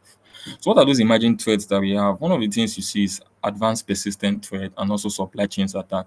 Remember, we talked about businesses cannot dependently run on their own. We have to have the integration of businesses together to be able to successfully run or provide the services that is needed for individuals. Say for instance, fintech. You find that a fintech has to integrate with one or two service provider from the tier one bank also to the payment gateway, just to be able to ensure that payment transactions, service provided by them is being able to initiate successfully and also complete successfully. That's as a result of supply chain attacks. As in 2020, South Africa experienced significant ransomware attack as a result, which affected critical infrastructure from healthcare and maritime sector. Nigeria on its own place, we don't have a large domain when it comes to critical infrastructure, maybe energy. But places like South Africa, where they have infrastructure such that if cyber threat or if the infrastructure is being taken advantage of by cyber threat, it can affect life. So from healthcare facility to transportation system to energy system to gas to their gas system, they have all of this thing that is interconnected together. And imagine a doctor carrying out an operation and the system, the medical system equipment is being hacked. It then cause affect life. So these are the things that you then do. For Nigeria itself, we saw a significant rise as of 2021. Since 2021, organization faced ransomware. And as a consultant, I've worked with organizations that have ransomware attack hit them, and it then means we have to swing into action. What can you do to be able to help them recover in that time? Also, from this report by Kapasky, during 2023, Nigeria saw a 7% increase. So from 22% increase that we also saw 2023, we also saw a 7% increase in ransomware attack. It means that we are very prevalent to ransomware attack as a nation. So what are the key factors contributing to cyber tech? I've said first thing first, interconnectivity. No business is going to be able to integrate or exist by itself. You have to allow for the integration of other service provider, integration for other systems, just to be able to ensure that you're able to provide that service. Then also there's also a large extent of third-party dependencies. So for instance, even systems, even organizations are moving their facility to the cloud, try to use the shared hosting devices or shared hosting service provider, use data center. There's a large dependent on third-party dependencies. In Africa or in Nigeria, we are not a provider of some certain device of some certain services. So for instance, endpoint devices, we have to just depend on this third party. Then lastly, we have these systematic vulnerabilities. Systems are prone to vulnerabilities. They have to then be a proactive approach to be able to mitigate these vulnerabilities. And when we talk about interconnectivity, so I try to expand more when I mean interconnectivity. Interconnectivity is that bit that allows for the innovation and competitive advantage. I've said that no business is going to be able to exist by itself. Even for health tech business or for an health tech institution to be able to run, it means that they have to conduct or they have to connect to already existing infrastructure that has been laid out by the government health care system, either by ministry and all. And leveraging on these technologies makes it very important for African businesses to be able to to be able to expand. But the problem is with the increased level of interconnectivity, you then have an increased level of potential attacks, also gives prone to cyber attacks to be able to attack the system. Third party dependencies, we call it either third party or vendors or service provider.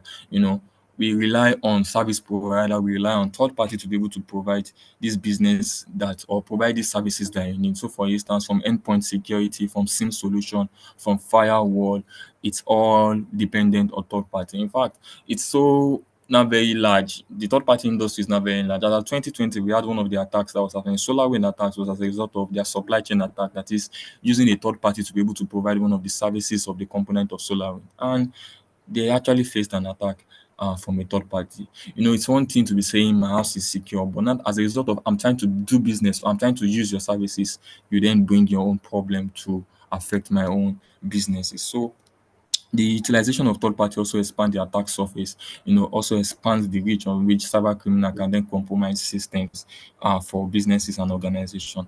The last is systematic vulnerability. In this systematic vulnerability, we look at two. We look at the zero-day vulnerabilities and we also look at the advanced persistent threat. For the zero-day vulnerabilities, what you then have is vulnerabilities are identified and there are no mitigations for them available as of the time that we identify. So it means that organization will have to be proactive in ensuring adequate patch management and vulnerability assessment in their organization. Because what vulnerabilities does is the vulnerabilities are unknown even to the system, the developers of the system. So cyber criminals, cyber attackers can just take advantage of that vulnerability since it's unknown. That means there are no mitigations, there are no any security measures or any patch available to mitigate that vulnerability. And as you see, 80% of successful incidents involving compromised data is in 2019. So it means that 80% compromise has happened as a result of zero-day vulnerability. And before the patch is available, the attacker has already done the damage that they're going to do. It may not take like 2-3 days before developers or the vendors are not able to provide that patch to that system. And also, I will also talk on advanced persistent threat. Why from the name advanced persistent threat uses advanced methodologies, advanced technologies to be able to carry out the attack. And one of the characteristics of advanced persistent threat is the persistence, the stealthy mode. It ensures he is able to what? He ensures he penetrates that system. It continuously tries to be able to what? Evade the security measures of that system. And once it does that, it then stays there undetected. Stealth mode, we call it stealth mode. It then stays in that system undetected. And unlike those other attack, APT itself, it doesn't just focuses, it focuses on thriving businesses, especially on the African side. It looks out for businesses that are doing well, have a lot of resources, or out of a lot of reach when it comes to providing services, and it tries to what? And it's trying to what? Attack that business. The goal of APT is to gain and maintain unauthorized system. Lateral access to all of your system resources, from your database to your network, to your security accessibility, to your various monitoring services. APT just decides to be able to what? To be able to gain access to your system and maintain persistency in the system environment. So what is the impact of cyber threat on businesses? I think this is one of the points where we also need to look at. Financial losses is that point to look at. We also have to look at the operational destruction and reputation damage. I'm not sure if any business. I think it was DT or even Gotimi that mentioned that even when this organization are breach or they are hack, there's a role for them to play to come and disclose to what extent. In this side of Africa, we are not yet the knowledge of cyber or data breach, knowledge of cyber breach is not something that individuals are ready to accept.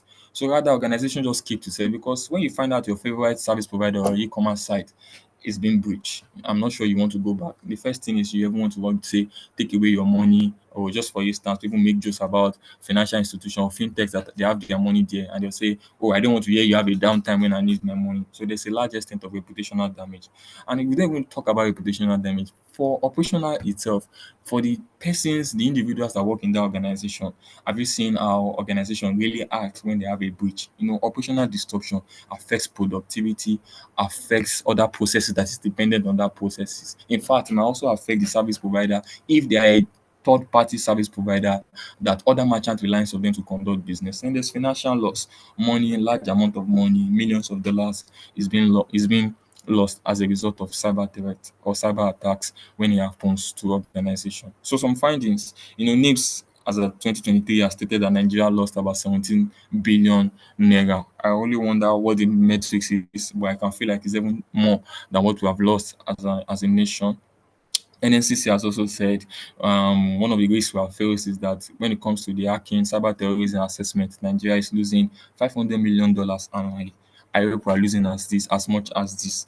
Then also in South Africa, we saw their healthcare system was hit by a cyber threat. That's in 2020, causing all of their servers and significant downtime in the environment. These are the things that you see. These are the issues that you find out when a cyber attack even happens. And there are more that is not being reported in Nigeria and African environment in total. As I've said, we are not yet, we as a user or we as a person, we are not yet ready, we are not yet used to the news of cyber breach when it comes to system. And this is what awareness will also help upgrade or help upskill when it comes to bringing down knowledge of what to do as an individual when your service provider has a cyber.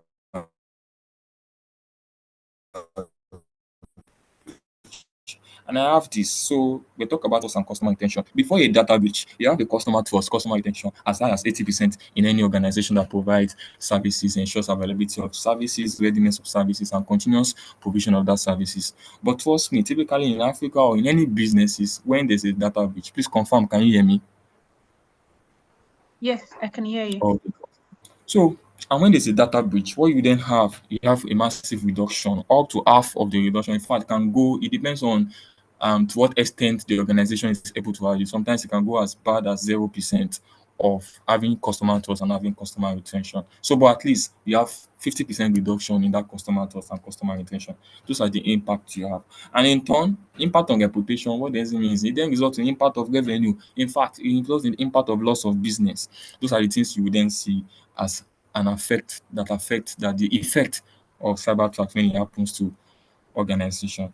So quickly, I map out these fixes. My colleagues have talked about these fixes originally, but I try to put them in quick, medium, long term. Quick is say something African businesses can quickly incorporate within 0 to 3 months. Medium term, looking at it, say between 3 to 6 months or 6 months or within a year. Then long term would then be as you continue to evolve, as you continue to expand as a service provider in the African domain, then what are the things you then need to ensure? So for the quick, I think DT has picked on all of this. I just put them at the start, implement regularly and increase. So on the start part, you then have to start with use strong password. They have talked about strong password. In fact, before 20 password length had a revision before from 8 characters to 12 characters, and that was 2020. 2022, as a consultant working with PCI DSS and ISO standard, most of those standards had their revision as at 2022, and the incorporation of those standards was password requirement. Or before, organization has set password, or they have stated that password should be at 8 characters, but now it has been increased to 12 characters, just to be able to ensure that password provide that level of protection that we there. In fact, there's now a, I don't want to bring up the conversation around changing of password. Vendor service provider are now saying if you are going to have an MFA in place, then they don't see any reason why people should change their password. In fact, it has been tested, and there's a research on it that shows that the more you change your password, the lesser it becomes weaker.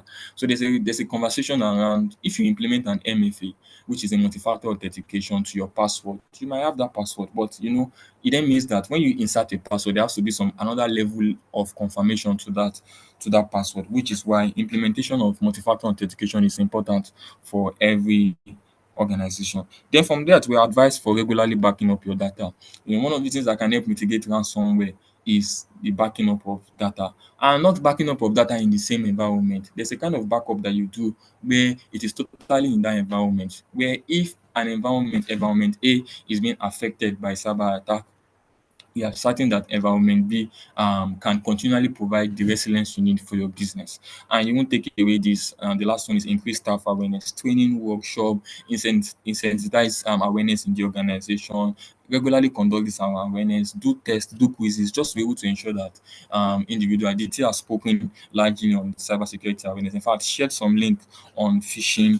So these ones can be done quickly within 0 to 3 months. You are able to put all of this in place maximum 6 months. So when you move away from 6 months and you want to now elaborately look at what you have in place, for me that I come from a consultant and a implementer of management system of organization, we can't do away with risk assessment. Risk assessment is one of those things that is first the identifier, is first the risk assessment is like the first level of approach we even advise, because with risk assessment you can be able to identify, assess, mitigate, and also prevent. When we talk about identify, you can only protect the asset that you know about. This where you can then have this result there is then when you have your asset inventory. Without a comprehensive asset inventory that collects all of your computing entities, your infrastructures, in fact your people, your endpoint devices, you might not be able to put the adequate protections in place. So it's important we even first think, what are we protecting? That is what risk assessment allows you to do. What are you protecting as an individual? What are you protecting as an organization? You then need to determine what those assets that you have in place, because it is this asset that generates the data that you have for your operational, your day-to-day operation or your business as usual. From the assets creation to the asset, from the data creation up to the data disposal, which ends the data life cycle, you'll find an asset that is there, either from systems, either from resources, from server, from endpoint. You will always have an asset. So it's important to identify the asset. Then the next thing is to what? To then assess the risk. An assessment of risk will come the combination of the threat and the vulnerability. Threat as a result of external sources that can affect the organization. Vulnerability as a result of internal sources, internal weaknesses that you have. I give a case instance, very simple instance that we have. When you build a house or when you have a house, why we put doors in place is because of what you are trying to mitigate the threat of gas theft. That is why you put a door in place. But I would like to ask, if I put a door, maybe a lock, as maybe like a padlock and a key, yes, you have put some level of security in place. But is it as secure when you go ahead to put things like biometrics in place or access card in place? Yes, that's another. So there's a weakness. Although you have a lock, but it's not as secure as putting some all of those things in place. So assessment will then be evaluate the vulnerability, analyze your threat and the vulnerability, then evaluate your your likelihood and impact. What is the severity based on the assets? In fact, if a laptop is being compromised, if there's a theft of laptop, what is the impact or the severity of that stolen laptop to the organization. Then after you have done the assessment, you then go ahead to mitigate. So the mitigate is just for you to be able to identify what are those controls you put in place. At this point, you're not implementing the controls. You're trying to take from industry expert, take recommendations from your consultant, take recommendations from industry standards that have been documented, and be able to identify what are the necessary controls we need to put in place. Oh, do we need to implement a SIM solution? You need to implement an XDR, not just a regular antivirus. In as much as we've said antivirus, there's a level of attacks that we then need to now start considering an XDR. Do we need to put a next generation firewall in place? Do we need to even try to have some stimulation when it comes to phishing? When you do that, you then prevent. Prevention is at that point you then begin to implement that tools. One of the things risk assessment does is it helps in able to understand, makes the uniform decision making when it comes to the management level, because security is now being looked away just as a technological point of view, but also as a business point in check activity for many organizations. So those are the things that you then. So in this prevention part, you are then implementing the what? The tools, implementing the necessary controls to be able to mitigate against those threats. So with risk assessment, you have things around cost optimization, you have things around resource allocation and decision making. With risk assessment, you'll be able to achieve all of these goals.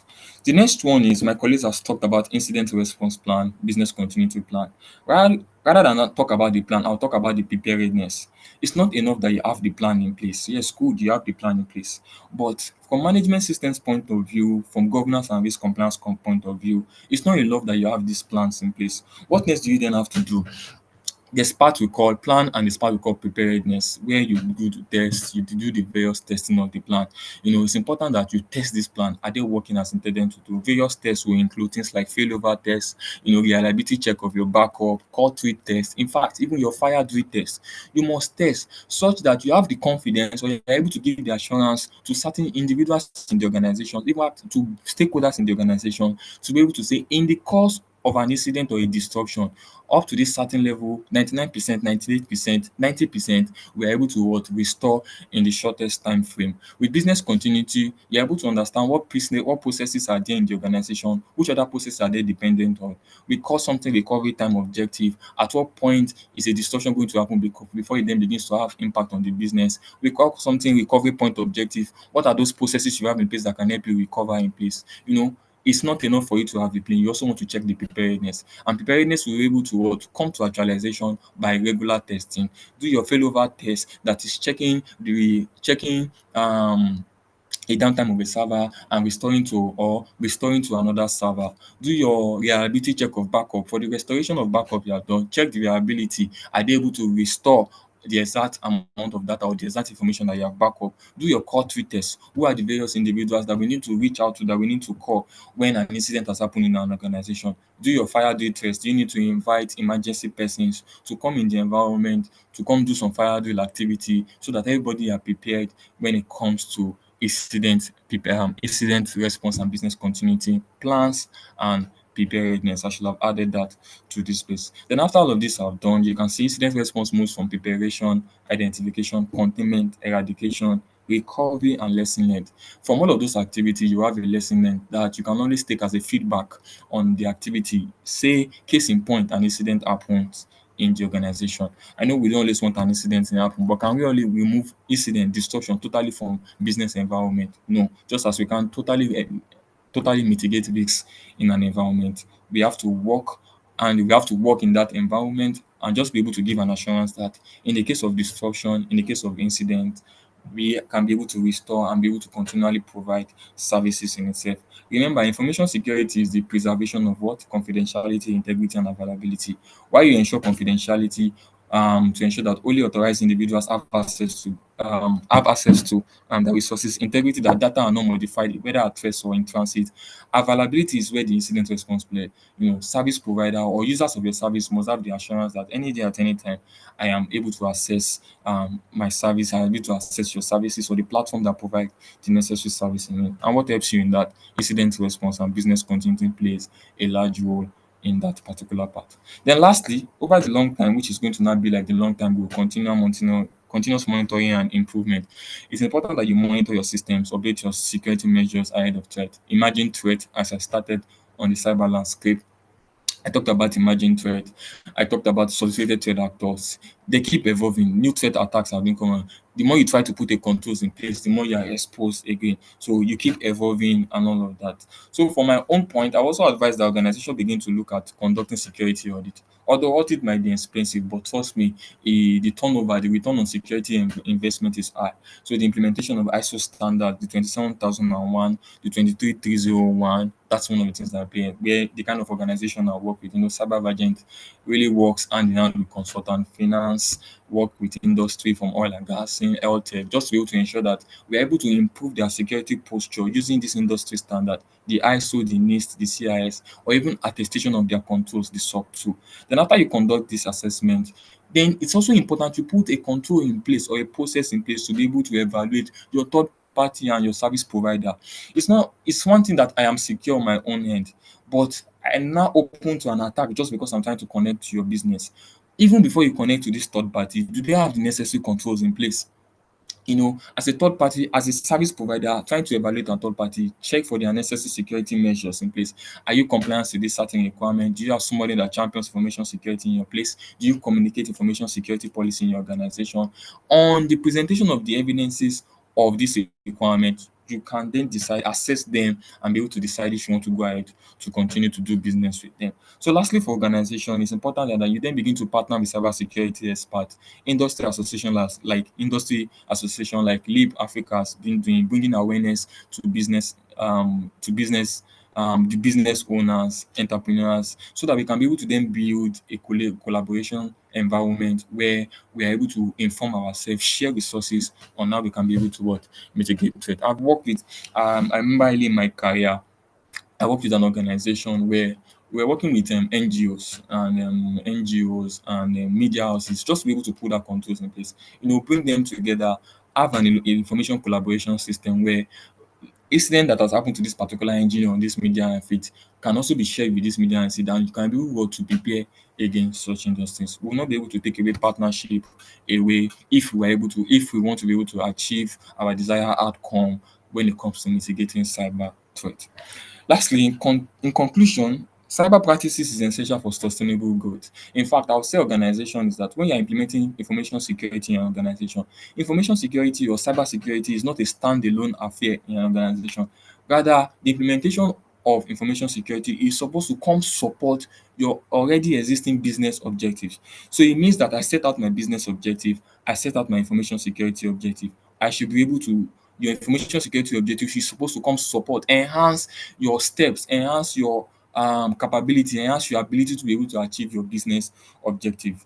And in this, you're able to achieve business growth, maintain customer trust. By adopting best practice in cybersecurity, we not only safeguard enterprises, but we also ensure that we build trust with what customers, partners, and stakeholders. And that's all from my end. These are the references for my research and my documentations for this awareness. As I said, I took my time to study reports, also check out other resources that you have in place to be able to support my claim for this presentation. You can all find them online.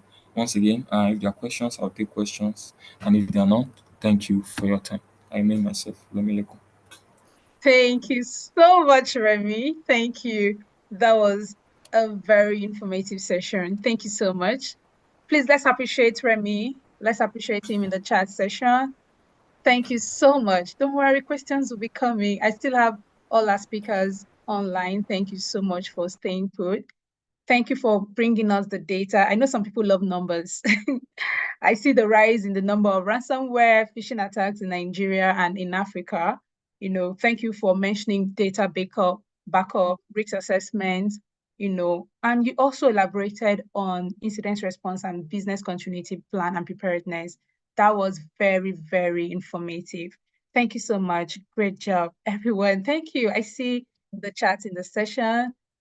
Thank you for appreciating. Thank you, my dear audience, for staying put, for giving us that attention. And I'm so happy that you've taken out something very important from this session. Yeah, so we have a lot of questions. I'll go straight into read some questions from the chat. All right. So let me confirm that we still have Rotimi on the call. Yes. We have Rotimi on the call. So this Yes, I'm still here. I'm still question here. is for Rotimi. Thank you so much.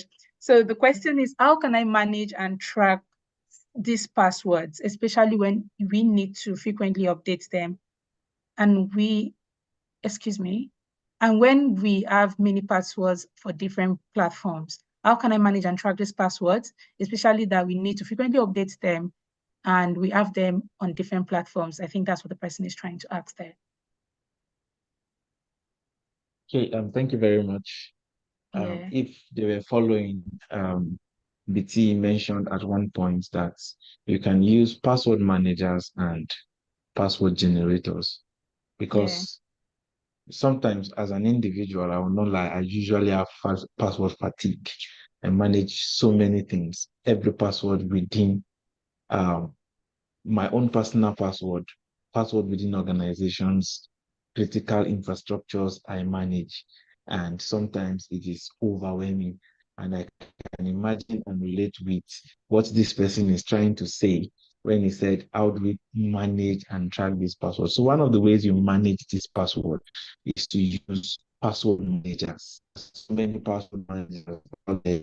From this slide, you could see password managers like Dashlane and like. There's also Microsoft Authenticator.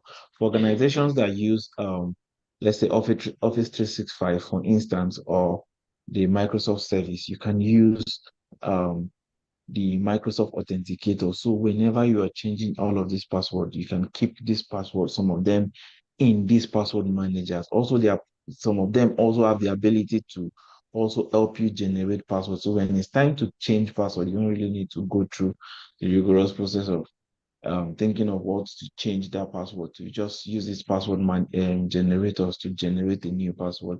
All you do is get conversant with it. And also, while Remilekun was speaking, I didn't remember to capture that too. You can, with the help of multi-factor authentications and some of these tokens right now, some of the platforms tokenize their authentication mechanism. Like there is an endpoint solution we use to protect endpoints. And whenever you want to log into this platform, it sends an OTP that expires in about 2 minutes. So with things like the password managers, which is one of the most common way to manage and track password and keep them up to date. You can also still, at some point, still decide to subscribe to using same password, but you have to implement or enforce the multi-factor authentication, as the case may be. If you don't have the capacity to change password regularly on every of your accounts, you should at least have different passwords and at the same time enforce multi-factor authentication. So let's say, for instance, you should just, like you mentioned, I remember you mentioned that your password is like an underwear. You should change them regularly, right? And if you cannot keep up with that, you should have a different password for your Facebook, a different password for your TikTok, a different password for your Gmail, a different password for all of these platforms. I give you an instance. There's somebody I did recovery for recently, and after I was able to recover the Gmail. When I got to a point, I discovered the Gmail password. She's using that same password. You can save your password on your Gmail, and she's using the same password for 27 other websites.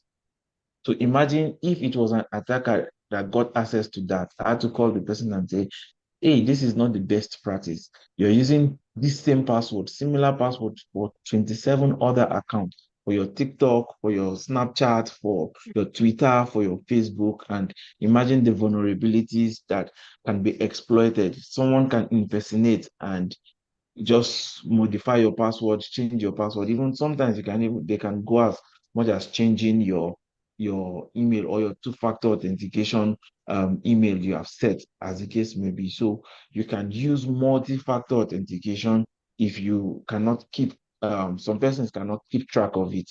But one of the tools or solutions you can use is the password managers and password generator. Thank you very much. Thank you so much, Rotimi. Thank you so much. I believe that person, got the answer to his question. So the next question is for Remy. How do we cater for and deliver cybersecurity awareness and best practices for individuals, freelancers, NGOs, SMEs without information security budget? Okay, so without budget, budget has always been one issue. In fact, when you are in some space, they'll tell you they don't want to hear about information security because the only thing we know how to do is to collect people money and take away their money. So, but without a budget, you can leverage on, there's something we call open source intelligence. There are organizations that have done well in such a way to provide awareness material, provide webinars that you can also use to just be able to manage the information security program in your organization. Was this morning I came across a calendar, a 12-month calendar of the necessary activities you can just have for information security awareness. So those are the things you can leverage on open source intelligence, online webinars, but because one of the things I've seen is you have to first drive the initiative before they see value for it, before the organization has tried to apportion budget for it. So if you are able to drive or prove value with the little that you're able to get, trust me, with time, the management is going to see value for it and be able to invest in it. So, but without budget at the moment, you have to make do with it. There are a lot of open source materials, webinars, presentations, slides that you can leverage on to be able to use. All you just need to do is plan accordingly with it, get buy-in from respective persons to be able to conduct the awareness session. And like that, you can be able to go. And luckily, you're in a presentation like this, you can reach out to Rotimi, you can reach out to DT, you can reach out to me. And in as much we can be able to help with one or two materials that can help in it. And in fact, if in fact you want to charge, we can probably charge you at a lesser cost for awareness sessions. So definitely something that can help. All right, thank you. That's true. Okay, Teresa, let me also Yeah. add to that, to what Remi said. All When I right. came into my organization, there was no budget for cybersecurity. And what I did was just what I mentioned what I did, even down to the SIM solution, the EDRs and the likes. I had to subscribe to open source tools and made them see the need and how these things better protect the endpoint and give a view of what is happening at the organization per time. And over time, they start seeing need. They'll say, okay, can we implement this? Can we do this? I'll say, yes, we can do this, but we can't do this with open source tools. The open source tools have its own limitations. So we can achieve this if we are able to purchase other tools. We can achieve this if we're able to purchase other tools. And by Yeah. so doing, they were able to start carving out budget for information security within the organization. Thank you very much. All right. Thank you so much. Thank you. Sam B, I hope you're satisfied with the responses given by Rotimi and Remi Lekun. Thank you so much. So we have, I think, the last question. We'll take two more questions. We have one from Mr. Remi Lekun. The person says, how else do we prevent being hacked on social media even after using the MFA and 2FA? So I didn't get that. I didn't get you. How else do we prevent being hacked on social media even after using 2FA and MFA? So when you say being hacked, so MFA is supposed to be. I would say the chances of being hacked with MFA is there. Is then you then have to be cautious. This is where your own security culture, cautiousness then comes in, because it's one thing for you to put the controls in place, as we say, but are you cautious of those activities? So, for instance, even when you have those activities, those measures in place, when a link is sent to you, are you able to differentiate between a phishing link and an original link? You know, so participating in awareness session, taking phishing test activities, learning about what are those ways that you can get at even with one of these controls. Building your consciousness when it comes to, we call it security aware. Not connecting to public Wi-Fi, uncompromised Wi-Fi. Not clicking on links that you are not aware of. It's not one thing for us to put the control, but are you security aware? Are you conscious of those things? So you have to build up your security consciousness. And how do you build it up? By attending webinars like this, participating or play the phishing link test, just to be able to build your identifiable techniques on phishing links. You know, those are the things that you can be able to do. In fact, watch movies that are even related to cybersecurity, just to bring up to that awareness, that knowledgeable speed of you. The controls are not enough. In fact, humans are the weakest, are the biggest we are the biggest weakness in all of this security chain. So you have to just build your consciousness, be aware of what you need to do. Don't click on links, don't share your password with people. In fact, even in MFA, people still share password. See somebody call you and say, oh yeah, you receive a password, you receive a link, an OTP, and please can you call up the link? Don't do that kind of a thing. You know, you have to just be cautious. So you now have to take extra length. It's not enough that the controls are in place. What are you also doing to also ensure that those controls are not compromised? So build your consciousness, be security aware, and trust me, you are good to go for mitigating against threat. Yes. Thank you so much, Remy. Thank you so much. I'll also add that no matter how fortified you feel your IT infrastructure is, it doesn't stop the bad guys from attempting to, crack in. It doesn't stop them. They would attempt and they will just move on to the weakest person, right? So keep staying fortified. All right. And the last question here is, thank you for the session. Apart from free cloud storage solution, this is for Mr. Remy. Apart from the free cloud storage solutions like Google, what other free and safe options can you recommend to backup files? Hi, Remy. Oh, I'm here. So when you say other free, I think we first want to remove the word free because Yes, because eventually nothing is free. I advise that we try not to endeavor to always look for free services. So there's Dropbox, although you have to pay. A little cost just to be able to enhance your protection.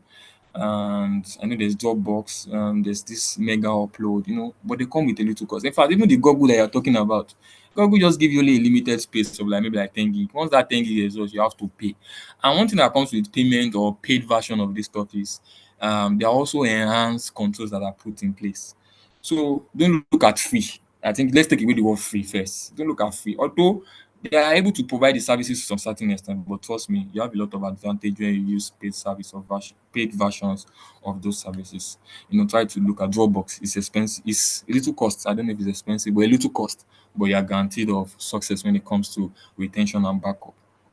In fact, even Google Drive have a little cost of it. You then try to look at those alternatives. Well, it comes with a little cost. I've said Dropbox, I've said Mega Upload, but they all come with a little cost to give the assurance of backup reliability. So yes. okay, thank you so much. I believe that is the last question. Just scanning through the chat, I can't find any. So thank you so much for staying through this webinar, staying engaged, interacting and networking. I am so happy that today has been so successful. Right. So closing this webinar for us. Thank you, our distinguished audience, our speakers. I'm so happy. I mean, I can't even tell how I feel right now. And I'm happy that we all have taken one or two things home from this session. And we are not only going to be hearers, we are going to implement these tips and practices in all of our organizations, right? So closing this webinar for us, we have Ferdinand Eruka, Institute of Learning, Innovation and Technology lead. He will be closing the session for us. And please feel free to engage with our post survey already posted on the chat. And we'd like to hear your feedback and other questions here for this session. All right, Fedi, are you on the call?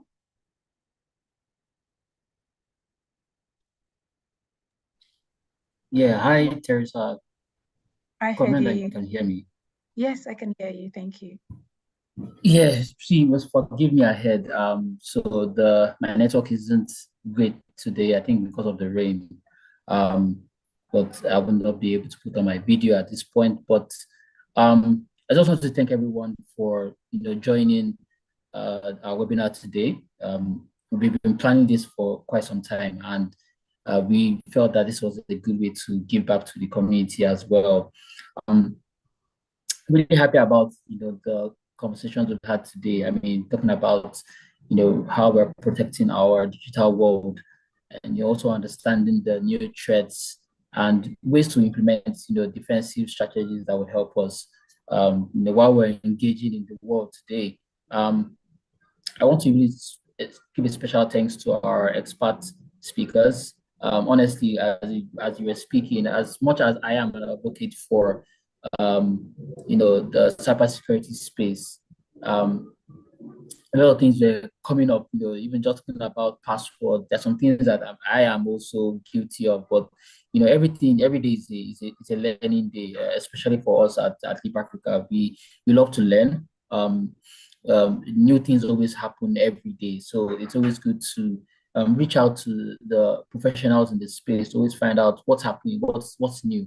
I know that they did justice today on this. Um, you know, when they were mentioning some of the things that, some of the issues that we're having, especially in Africa, I mean, the data that was presented was quite alarming. I mean, I'm very, very, I'm a big fan of data. I mean, data is what drives my decisions in anything I'm doing. Um, I mean, as simple as trying to go home from work, before I get into my car, I always make sure that I put on my Google Map to check, that what it looks like. I mean, that is as simple as much as data, and that's how data is very effective in what we're doing, and especially in this aspect. Um, I think it's good to encourage everyone to, take the knowledge you've learned today and start to apply it into your daily life. Simple things as um, apologies. Yeah. So, simple things as, just ensuring that you have like your 2FA. So ensuring that you're not sharing your password, ensuring that, OTPs.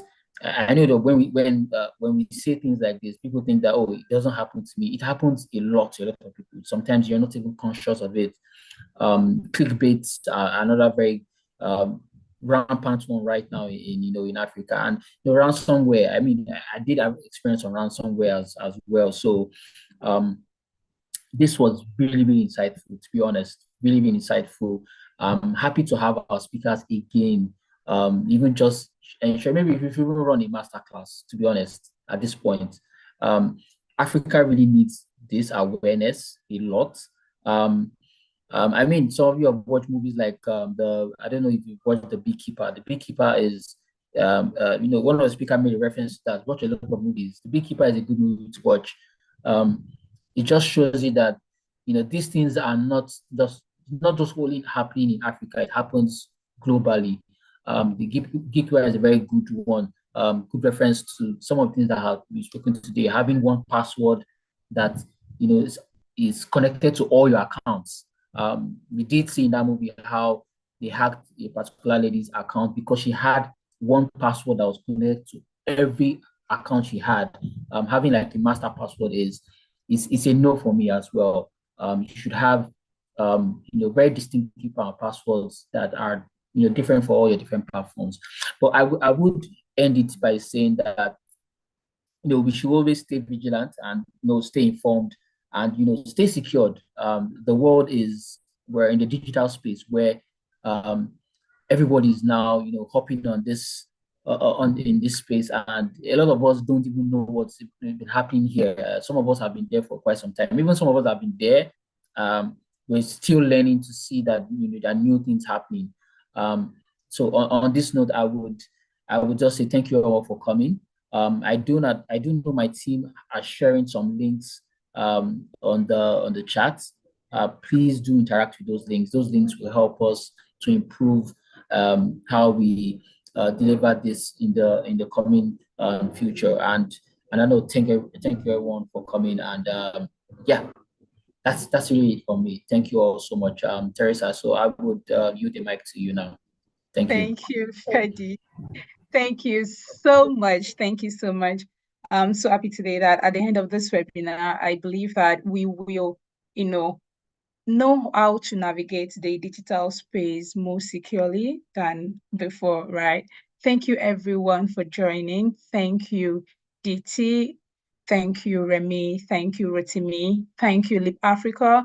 Thank you, Amabel. Thank you, Freddy. Thank you, the IT team. I'm so excited. Thank you, the mail unit, for the surveys.